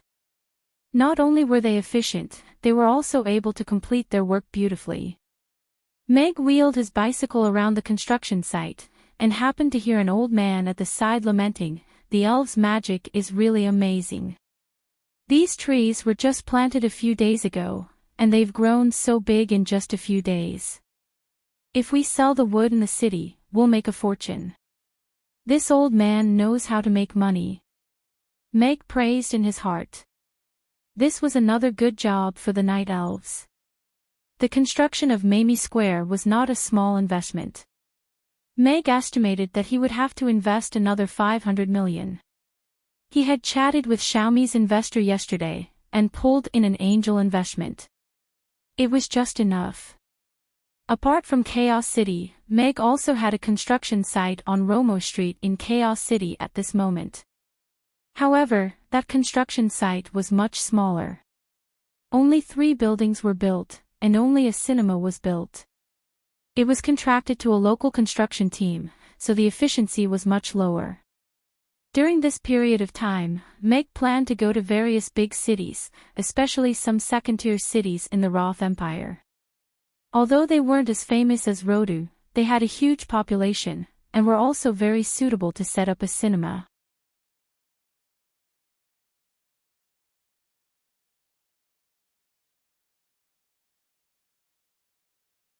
Chapter 2355. Meg's movie ambitions were beginning to take shape, but Meg wasn't sure how far this new thing could go.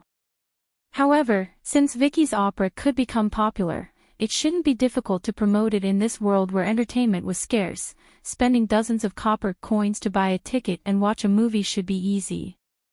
As long as the habit of watching movies was developed, everything would be easy to handle. Meg didn't like to make movies, he simply wanted to become popular. If he became popular, he could prolong his life. He didn't want to pass on his wife and daughter to someone else after he reached 100 years old. He couldn't swallow that. 7 days passed in the blink of an eye after returning from Rodu. Meg ignored old Mistress Denise's constant attempts to please him, and went straight to Rodu early in the morning. Vicky stared blankly at Meg for a long while with 2 rather obvious dark circles under her eyes. "Is it already 7 days?" "Yes, it's been 7 days today." Meg nodded with a smile, just like an editor who came to rush him for the first time. "Wait a moment, let me wash my face." Vicky slammed the door shut, and then washed for an hour. Meg went to chat with Miss Effie for a while, and then inspected the construction site of the movie theater, and also checked if the businesses that had recently moved in were up to standard. After returning to the opera house, Vicky finally came out with a thick book after washing her face. "You haven't had your breakfast, right?" Meg placed a bowl of shaved noodles that he had just made in the kitchen of the tavern next door in front of Vicky. Grr. Before Vicky could say that she wasn't hungry, her stomach had already reported in advance. "Eat first, we'll talk after you eat." Meg smiled. He could tell that this lass had stayed up late to write her novel. "Then I won't stand on ceremony." Vicky picked up the chopsticks, held the bowl, and slurped down the shaved noodles. Her starving stomach received the best comfort, and her tiredness was immediately alleviated. It was even more effective than the water of life that had already developed drug resistance. "It's delicious," Vicky said vaguely as she pouted. Meg leaned against the chair and looked at the charmingly naive Vicky with a smile. This girl looked like a young lady with a high status. She was quite hard-working towards her work. Originally, he didn't have much hope this time, but looking at her, she should be almost done. The bowl of knife-shaved noodles was soon in Vicky's stomach. She even drank the soup until there was not a drop left. Putting down the bowl, Vicky still wanted more. She hadn't had such a delicious breakfast in a long time. "Another bowl, please," Vicky said without thinking. "Then I'll go and make you another bowl." Meg stood up. No, I was just kidding." Vicky hurriedly pulled him back, her face red. This was Alex. She wasn't that shameless. Meg sat down again.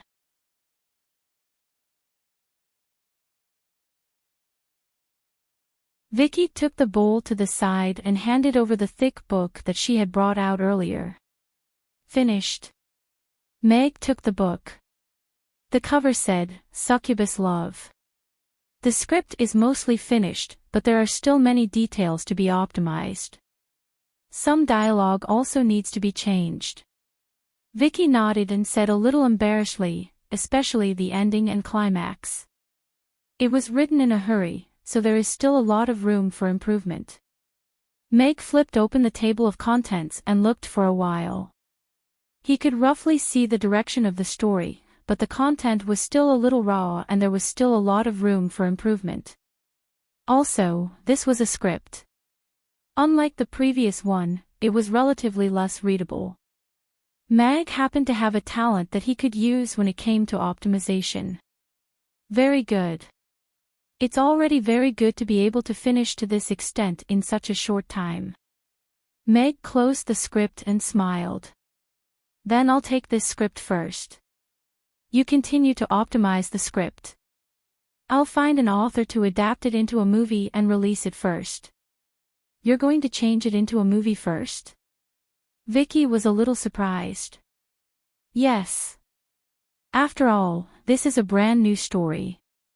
It's not realistic to directly attract the audience to the cinema, so I plan to adapt it into a movie first and try to make it explode in the industry. This way, the follow-up publicity will be twice the result with half the effort. Meg nodded. You're really far-sighted. Vicky looked at Meg with admiration.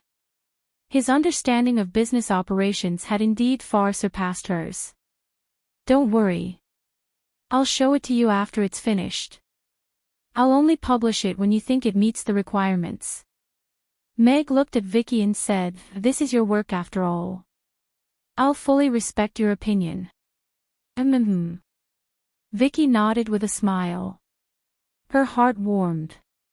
She was indeed touched. Then I won't go to Rodu often. After you're done with the draft, send me a message directly. I'll come and get the script, Meg said as he was about to get up. Vicky stood up first.